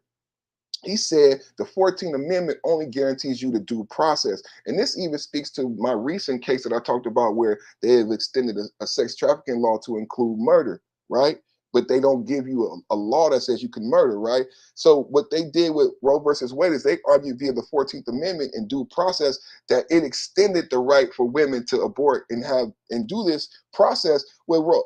And Clarence Thomas said, that's not possible. Supreme Court cannot create law. The 14th Amendment does not give you law. It gives you right to due process. If you want a law and the right, you have to go back to Congress. And that makes sense. If you ever seen It's Only a Bill sitting on Capitol Hill, if you ever took civics, it's not about whether or not he's on the side of gay marriage or abortion. It's about how the Supreme Court is supposed to work. The Supreme Court is not supposed to create law. And that's what happened with Roe versus Wade. In Roe versus Wade, the Supreme Court ended up creating law. With a lot of these cases, shout out to Radiology, thank you for hanging out with us. In a lot of these cases, the arguments ended up with the Supreme Court creating law. And what Clarence Thomas' argument said is that the 14th Amendment didn't give the Supreme Court the right to create laws. The people create laws. The Supreme Court can interpret whether it's legal or not, are constitutional, right? The Supreme Court can interpret whether a law is constitutional, and if not, we can strike it down, but we don't create laws. We don't interpret the Constitution and from that extrapolate brand new law. And when I read it to my daughter, how she understood it and how I was excited when I talked about it, even now you can hear how excited I am. It's like, it makes so much sense. And a black man wrote that. That's why Roe versus Wade was overturned. It ain't about women, body, and choice. It's about understanding constitutional law. And a black man writing an argument that was so compelling that the Chief Justice was forced to do something that he didn't want to do. Clarence Thomas will go down in history for that concurrent argument as being one of the greatest Supreme Court justices to ever sit on the bench. That makes him one of the greatest Americans ever. That makes him one of the greatest men ever. And he don't get his props because he married to a white woman. He not the right type of black. Hey, Meteor Man, I'm sorry I kept you. I've been keeping Meteor Man. He ain't even got his opening statement. Meteor Man, get on in there, bro. Peace. Am I heard? Peace. You sound good, man. Okay, cool. I'm just blessed. I'm grateful for the chop up for the panel. Grateful for what you do. And your analogies on the Roger Report and the Roger Report Live is always on point. For the most part, just kind of sitting back in the clouds and soaking it up. But I want to say two things. And then I'll follow up. First, definitely to G, just want to share my condolences, brother. Praying for strength and for peace for you and your circle. Thank you, bro. Two, Thank you, bro. no doubt. So two, this is kind of how I would say like my mindset, something I kind of, you could call it a mentality or just whatever, something I've adopted. People ask me, yo, how you doing? Whatever. I've started to say, I'm not dead, I'm not broke, and I damn sure ain't ugly. Okay.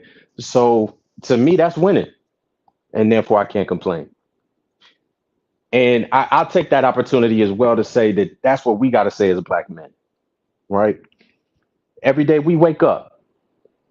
If we not dead, we not broke, and we damn sure not ugly. We winning. Okay. So to me, the reason I came up here, we were talking, basically about rating no girl, Daphne, the comedian. And the conversation started to get to the point where, perfect, you were really outlining a lot of what she was really saying in her skit were her preferences, right? That shouldn't matter. And as the conversation got further along, we really started to talk about basically how other people are essentially trying to shame us as black men for having standards. Okay, perfect. You talk about father power. The father is the head of the household. That's a position of authority and leadership. That's the position that the standard flows from, right? The head sets the standard, right? Everything else follows in line. So at the end of the day, to me, what I've seen is we shouldn't have any reason to go back and turn back from our standards.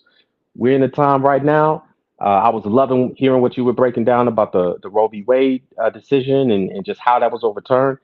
Everything is about us building our agency. That's it.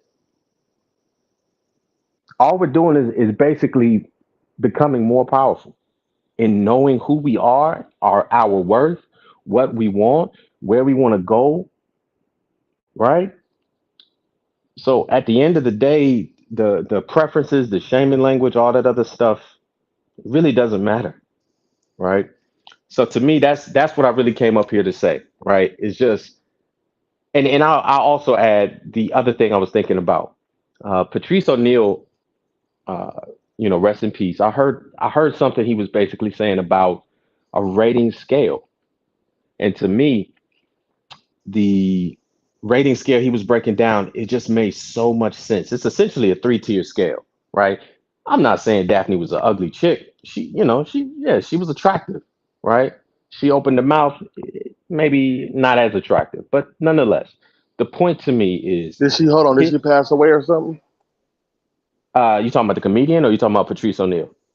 The comedian. I know Patrice passed away. Yeah. No, I have no idea if she No. passed. She alive. She alive. She alive. She alive. She alive. Okay, bet. I No, mean, you were just speaking in past tense. I was like, okay, Nah, man, I have no idea. I ain't wishing no death on nobody or nothing. But my point is his scale was three tiers, right? Ugly, average, and like attractive, like really hot, attractive women. And it's basically a scale of like 1 to 30, right? So again, 1 to 10, ugly, 11 to 20 is your average, right?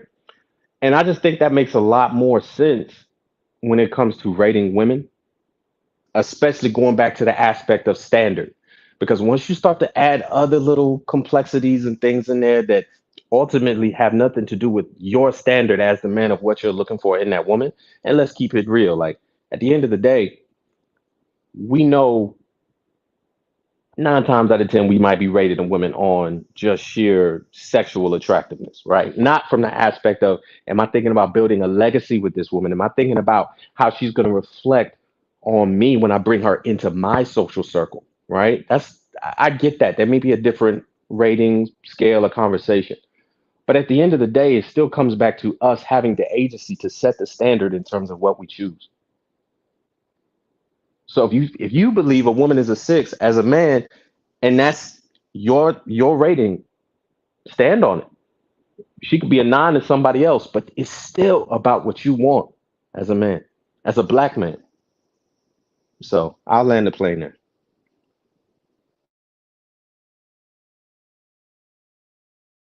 Yeah, though, perfect. I I'm gonna like just that. add on. I like that. Uh, Hold on. Let me give the brother some props, man. There you go. There you go. That was a good word, man. That was a good word. That was a good word, man. And that goes to the progression. I'm gonna pass it to G, but that goes to the progression. We have progressed to be okay with our exclusivity and our eliteness. We have come to the point, like I said the other day, and everybody agreed, we have moved beyond your mama black and who hurt you. And I'm so proud of us. I'm so proud of us. I know that was hard because it was real red pill trauma. It was real shit that I went through with my mom. It was real shit that brothers have gone through with black women. So for us to get to the point where we've moved beyond who hurt you and your mama black, and that we are still standing on our square, like my brother Meteor Man 88 said, that we are going to have standards despite what my mama being black, despite whether or not you say I'm emotional or feminine or from the alphabet community, I'm not budging. And it's to the point now to where they're in their own circles and they realize that because we're staying on our square, think about this, brothers. Because a lot of us, a lot of people listening might think, they think Black Man full of shit. But think about what we just watched and why I was so excited to play it. Because what Meteor Man said is true, and because G and Pastor is really living these are young, single, gainfully employed men. Both of these young men make good money on the panel. I don't know if y'all know that, but the black men that be here ain't no slouches. Both of these brothers make good money. So because Meteor Man, Pastor $40, and G are real people putting this shit down for real, two black women said to each other in a joke, you can't have that. You can't have that because they not going for it. We don't have to fight on the panels no more. That's why G said we ain't at odds anymore. This is two black women understanding that these men on the panel are not fake. These men on the panel represent real black men. And the joke was, you can't have that post 30. Kevin Samuels wasn't saying it. A black man wasn't saying it. An old nigga wasn't saying it. These are two black girlfriends talking to each other. And a black girlfriend telling reality to the other black girlfriend, and the other black girlfriend laughing because she knew what she said was true before she said it. Yeah, bitch, I know. I can't have that. I'm too old, even though I'm cute. We ain't got to fight with them no more. And I don't need to fight with them no more because it's hard, man. Let me tell you something. I haven't went live in a while, but I'm probably gonna go live tonight, and I'm gonna be talking about how weather control by 2030 is a big push. And if you want to look at what they're doing with their whole energy consumption and oh god, women, the feeling that women have now is a Mandela effect. They're switching back to, holy shit, I do need these men, rather than I'm strong, independent, and I don't need no man. It's they're literally about to go through a Mandela effect in their fucking heads and in their lives, because it's got to be a complete. The switch I feel is already happened in society, bro. I was out eating food today, and I was talking about father power. I always talk about my son. I don't know woman. No woman ever around me, and I don't talk about what I got about my child. Bitch, I don't give a fuck what you talking about. Oh, she said, let me see she said, let me see my baby. I said, no, sweetheart, this is my child. Some random woman, and we just talking, right? Oh, let me see my baby. No, this is not your baby. You didn't push him out, and I didn't give you the ability to push him out because I ain't push him in you. They know that this shit is, they know that a change is happening and that unnatural and natural circumstances are going to happen on this earth, that if they don't have a man, it's going to be worse than what we saw during that Texas freeze. It's going to be worse. A change gonna come. Yeah. I'm going to add on to what.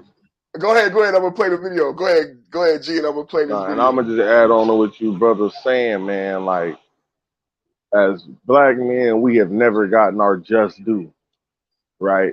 And now I'm starting to even hear, white dudes give us our just due, man. We was on a thing talking with a white dude. He was like, yeah, man, a black guy invented the traffic light. Like, they know this stuff. They're not ignorant of the things that we have done. Then they got to talking about George Washington Carver inventing the soybean and how it's the second most produced crop in the world behind corn. You get what I'm saying? That comedy skit was giving us our just due. She is saying that black men are not approaching her because what Meteor Man said, because they have standards. She didn't put black men down. Her and her girlfriend was understanding, I'm single because I waited too long. I'm in this position because black men have standards. You can't have that post 30. She didn't say you ugly. She didn't say you got kids. She said you can't have that post 30 because we created that standard. Rest in peace, Kevin Samuels. Rest in power, Kevin Samuels. They understand the black men have standards, brothers. That's what's so great about this. That's what's so amazing about this skit. You can't have that post 30. Why can't she have it? Because black men have set a standard and they know it. Congratulations. And that's what I'm saying.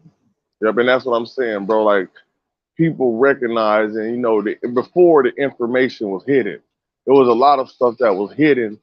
So they was able to spread those narratives that we have never built nothing. And we fought and we built this country first, most. We fought in every single war that's ever been fought on this landmass. You see what I'm saying? We fought in every single war. We developed systems for agriculture. We've developed, matter of fact, we are the culture here. We didn't land on Plymouth Rock. Plymouth Rock landed on us. So that's a fact. We are the culture here. Just think about this. Think about this. Louis Latimer worked for Edison, right? He was his drafter. So he drafted all the plans up for every invention that came out of Edison's factory, right? This is stuff that we finding out like, dang, I didn't know about Louis Latimer. I didn't know about Benjamin Banneker. No, I'm saying now we know. I've known for years, but I'm saying I went to Dr. Charles Drew. I went to Dr. Charles Drew Elementary. Shit. Man. In San Francisco, we got Dr. Charles Drew Elementary School. So y'all look up that name. You know what I'm saying? So we got a Charles familiar with that, brother. Go ahead. We got a Charles Drew. Yeah, we have a Charles Drew clinic here. So like in that school, you learned about all those people when you went to that school. We have on the wall is all of those people. So Lattimore, man. I'm saying they've been able to spread these lies that we haven't built anything. No, we didn't control society. Now we can say we were outnumbered. We were always outnumbered. We were always in the minority, and we didn't get conquered by nobody. We was born into this shit. Nobody conquered anyone. See, this is the real history. This is real history and not fallacies. You see what I'm saying? No, they didn't conquer nothing. They made deals with people who betrayed their brothers and sold them. You see what I'm saying? That's how they got into the interior of Africa. And if we gonna keep it with them, people was trading us for shit. They were going against their rivals, and you know that they went against the best. It was the worst of the people, because you know they came to our ancestors like sell them out. We was like fuck no, and so they went to the low degenerate motherfuckers in Africa and got them to sell out their brothers and neighbors that they shared the land with, and that's why Africa still fucked up to this day for that sin that they committed. Get what I'm saying? We don't think about this. The Bible tell us about this shit. The Bible is telling us about who these people is. Like the Nubians sold their brothers into slavery. They sold Joseph. You know what I'm saying? Like, think about this shit. Think about the history we looking at repeating itself. The Hebrews sold Joseph to the Egyptians, and he ended up running that motherfucker. You get what I mean? Like I said, that Bible, that shit deep. That shit's deep. It got a lot of game in it. And if you're looking at it from a proper perspective, not religiously, I don't blame brothers for being religious, but just look at the game in there. It's telling you what's going on. You know, it's telling you about Samson, a brother with locks, falling for a bitch, and she finessing him and selling him out to his enemy, and what we dealing with. You get what we dealing with? This shit's so deep. Man, I was listening to a reverend earlier, you know, and I just was listening to him. You know, I'm not really religious like that, but I'm saying that's all game. That shit is all game and letting you know.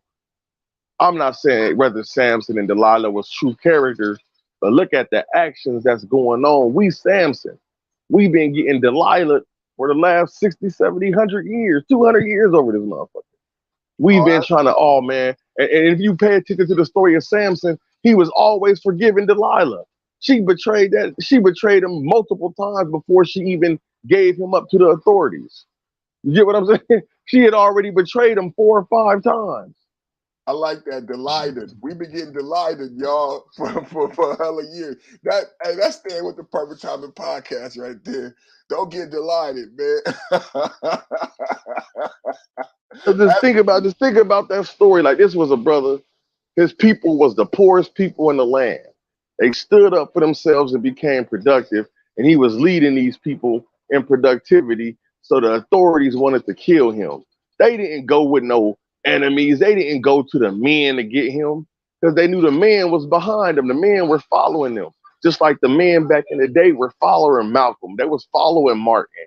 They was following Stokely. He was betrayed. You know what I'm saying? He was betrayed by men. Yeah.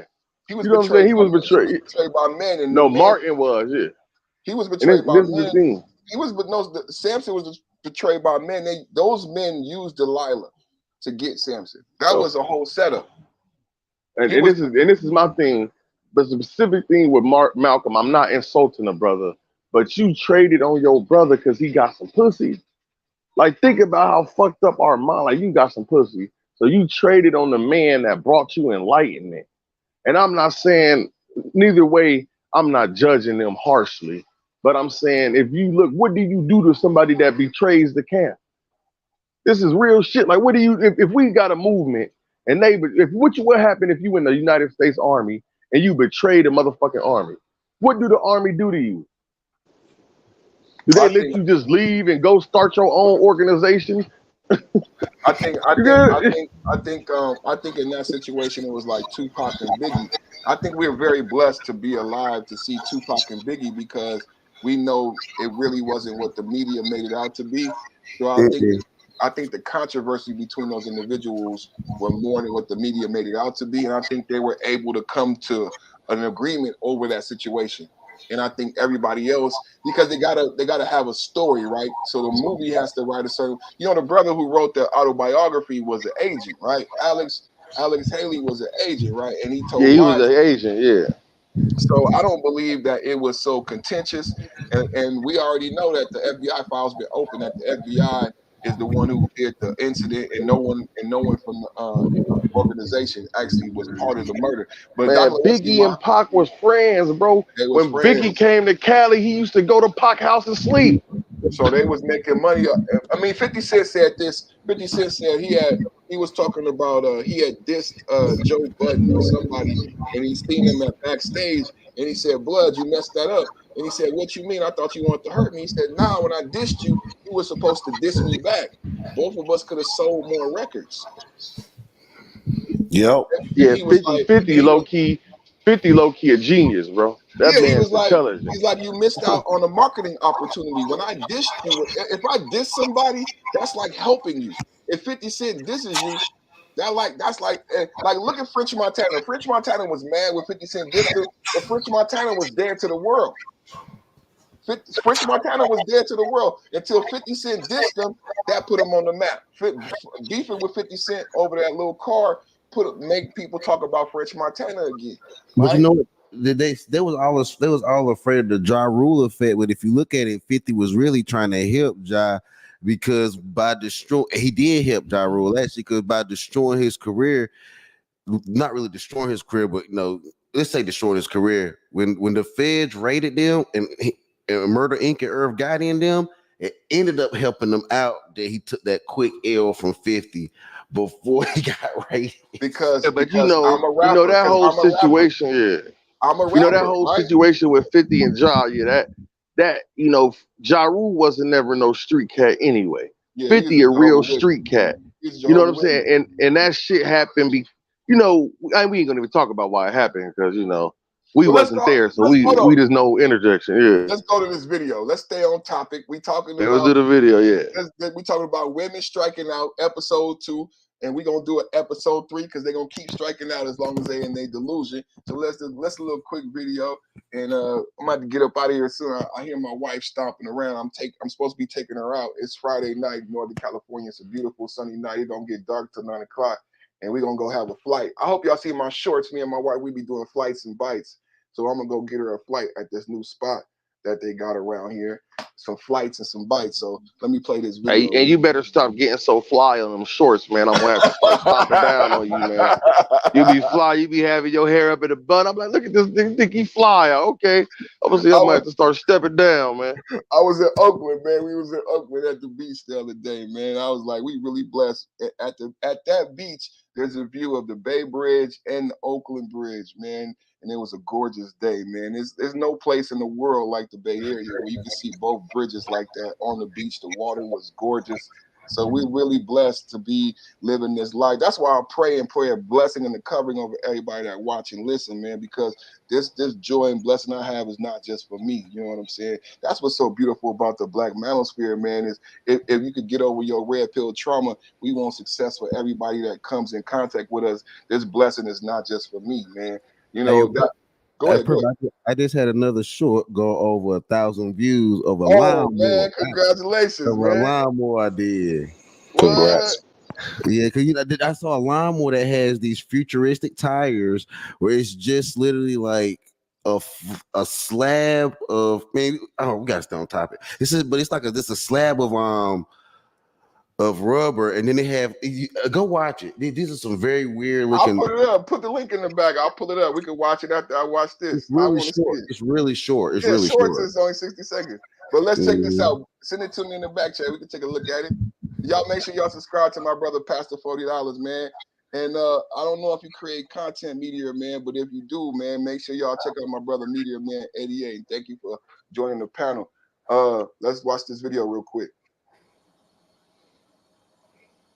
With you guys, what's going on with guys not approaching women anymore? Like, if I make eye contact with you and you're checking me out and you're staring at me for like 10 minutes, I don't know, maybe stop being creepy and come up and say hello. I don't know. Food for thought. Like, why aren't you guys approaching women anymore? Like, I was at a bar and everyone is in their own groups, not approaching strangers. Like, not one guy, not even just for me, not one guy went up to a girl and just started talking to her. It was so weird. And I'm like, how am I supposed to meet people? Not my problem.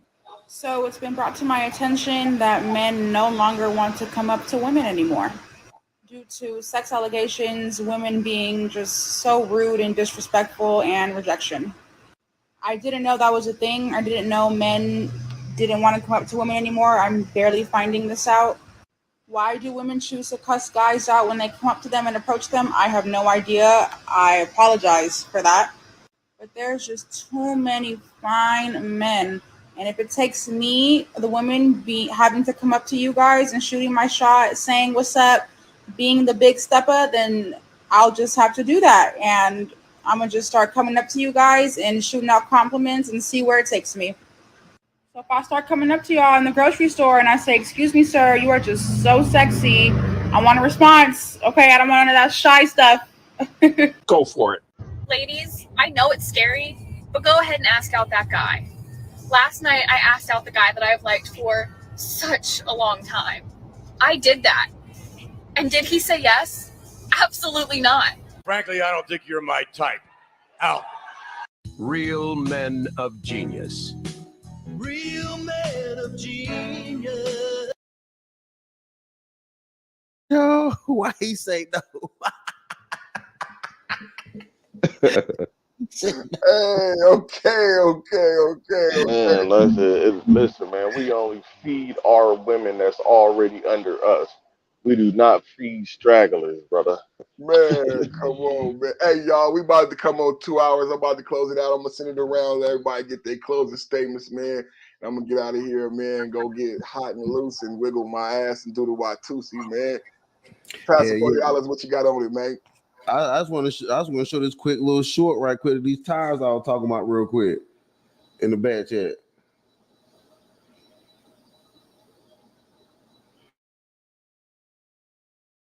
I just do my closing statement while you're getting that ready. I don't see it. I like what you see. No, my bad. I don't see the link, Pastor. He might be getting it. Go ahead, G. But I was saying, I like what you said about Clarence Thomas, man, because it's time for us to give each other our just due, man. It's time for the brothers to start handing each other their flowers and start just dealing with each other and realizing that we are greatness, bro. We don't have to get into each other over petty stuff, man. It ain't no Brahma bull fight. We all bulls.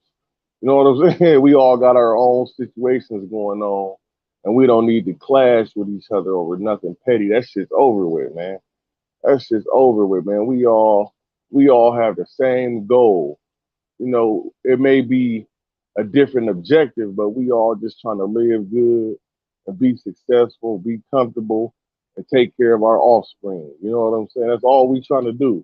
And once we realize we really all all on the same mission. So the more we extend hands to each other, the stronger this is gonna get. This is why the Black Manosphere formed originally, and I like that it's headed in that direction. You know, the brothers, whether you a bigger channel or a smaller channel, I'm seeing that the brothers is getting over that need to clash with each other constantly. I know it's a couple here and there, but a majority of our content creators are cohesive now. And we realized, and we was never really arguing with each other in the first place. We just didn't speak the same language all the time because we come from different parts of the country. You know what I mean? We come from different parts of the world where you from Northern Cali, Perth, Irv, you from North Carolina. I'm from the Midwest. Where you from, brother Meteor Man? ATL. Oh man, so you from the dirty. We represent in every region. You know what I'm saying? We represent every region and we up here being cordial with each other. We dealing with each other. We not enemies to one another. And that's the real truth. We've been taught to believe and be emotional and believe just because somebody doesn't agree with you, he's your enemy. No, that's just a contrary belief, but he got the same mission you got. Why wouldn't I want you to be great? Why wouldn't I want you to be king? And this is not the glorified drug dealing, but that's why people like Big Meech and them existed and these dudes who put together these coalitions, how Kev was doing before he passed away, they dealt with each other with honor. That's how we could deal with each other from now on. We ain't got to be emotional like females. We don't got to argue and think we the flyest in the room because in reality, all of us made the room fly anyway. You know, the clothes don't make you fly. You made the clothes fly. Anything we do, they gonna try to emulate us. Just like that girl was just in the video talking about Big Stepper. First off, that's not what a stepper is. You know what I'm saying? But they so much in envy of us and trying to copy our style and our swag. Everybody's doing it, not just the women, but these other men are trying to copy us. You know, the universe is trying to copy us because we the blueprint. And once we get that confidence with each other and realize there ain't no you, we are a collective us. That's all, man. Salute to the brother Clarence Thomas and all the great brothers in the past and the great brothers on the panel. Peace to the gods, man. Yeah. Peace to the gods, G. Thank you, bro. And I just want the brothers to see this. This some tire tech. G, check this tire tech out though. Thing look like a go-kart, man. Wheels. Them wheels is not supposed to come out for another 3 years on cars. Them tires are not supposed to be out yet. And these cats down here, some brothers. Those some brothers with those. Those some brothers with that lawnmower. Those are brothers that were cutting grass with that lawnmower, and they got tires that them some high tech tires, bro. They run over. They run over nails. These will never go flat. Forget a run flat. They never go flat. You have to literally ride the they literally never go flat. They run over nails, everything. Technology on there. I've been researching these things, and to actually see some in real life, I thought was funny, but it was on a lawnmower that a brother had, but still, I like that shit. Brothers got some high tech shit, bro. That's all I want. That's my closing statement. Yeah, that's my closing statement. I just want to, I want to show y'all Moses West. I want to show y'all yo, what's up? Hey, baby. The Moses West and all that tech that we got. Salute, bro. Thank you for dropping by, man. One love, man, to you and your family, man. Much love, man, and blessings to you and yours, man. You and your son, man. Look, I'm not gonna hold you. Yeah, I'm not gonna hold you. I'm grateful for you having me on the panel. I'll close out by saying this, like I basically tried to open, man. If you're a black man and you're not dead, you're not broke, and you damn sure ain't ugly, excuse my language, then you win it, and therefore you can't complain. We are the community, therefore we are the circles, right? We build our own social circles, and the community follows us. Everybody be blessed. Thank you, brother, for joining the panel. I think that's a great way to end it, man. We are the community. We are our own social standard. We are our own social circles. And our standard is being reflected. I mean, it makes me think about, I won't be too long-winded. This comedy skit makes me think about Nameless. Okay, tell mommy I'm getting off. We're getting ready to go. This comedy skit makes me think about Nameless and the cool table politics that he talked to us about almost a year ago. And how, because people kept asking, how do we change black women? How do we change the behavior of black women? And Nameless said, there's an in-group philosophy, psychology. I'm coming right now. There's an in-group, out-group psychology, right, that needs to be applied. The in-group, that's why we come up with the cool table. The in-group is black men, right? Popular, trendy black men setting a standard. The out-group of black men, right, who are not in the in-group, the cool group, will emulate the in-group, right? That will change the behavior of the men. Now, all of the black men will adopt the standard based on cool table politics, i.e. 30 is too old. First, a small sector of black men said 30 was too old. That became popular to then the out group adopted that ideology. To now the whole group has adopted the ideology that 30 years is too old. Once the whole group adopted that ideology, it affected the black woman. See, we couldn't tell black women to change their behavior. We had to change our behavior. We had to set a standard, right? But it first took a small sector of black men in the black manosphere to become cool, to become trendy, i.e. Kevin Samuels. Then that small sector became popular. Then the out group looked at this in group as what to emulate. Now all black men have, like G just explained, all black men are putting forth the same standard. The black women have to respond to that standard. Tonight, we saw a response to in-group cool table politics. Black women changing their behavior with the understanding that black women will not marry and date above a certain age, above a certain weight. You can't have a certain black man above a certain age, above a certain weight, because black men have set a standard. Do y'all understand the cool table? A lot of times Roger and I speak about the cool table. Shout out to the Roger Report. Shout out to the habitual line steppers. A lot of people may not understand the psychology behind the cool table politics. Tonight you saw an example of cool table politics. The cool table mathematics says, Black men, how do you change Black women's behavior? I.e., how do you get Black women to submit? Nameless said you don't get Black women to submit by telling Black women to submit. You get Black women to change their behavior by Black men changing their behavior and creating a standard of what they will accept. It first took a small, so the in-group politics says that first a small group of men will have to stick to an ideology strictly to when it becomes cool because of the success rate. And then the larger body, the out group of men, will emulate that in-group's behavior because they will want the success.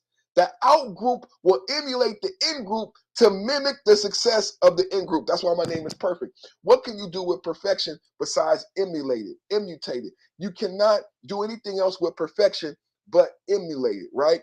So the out group emulates the in group. Then the in group becomes pervasive and affects the entire group.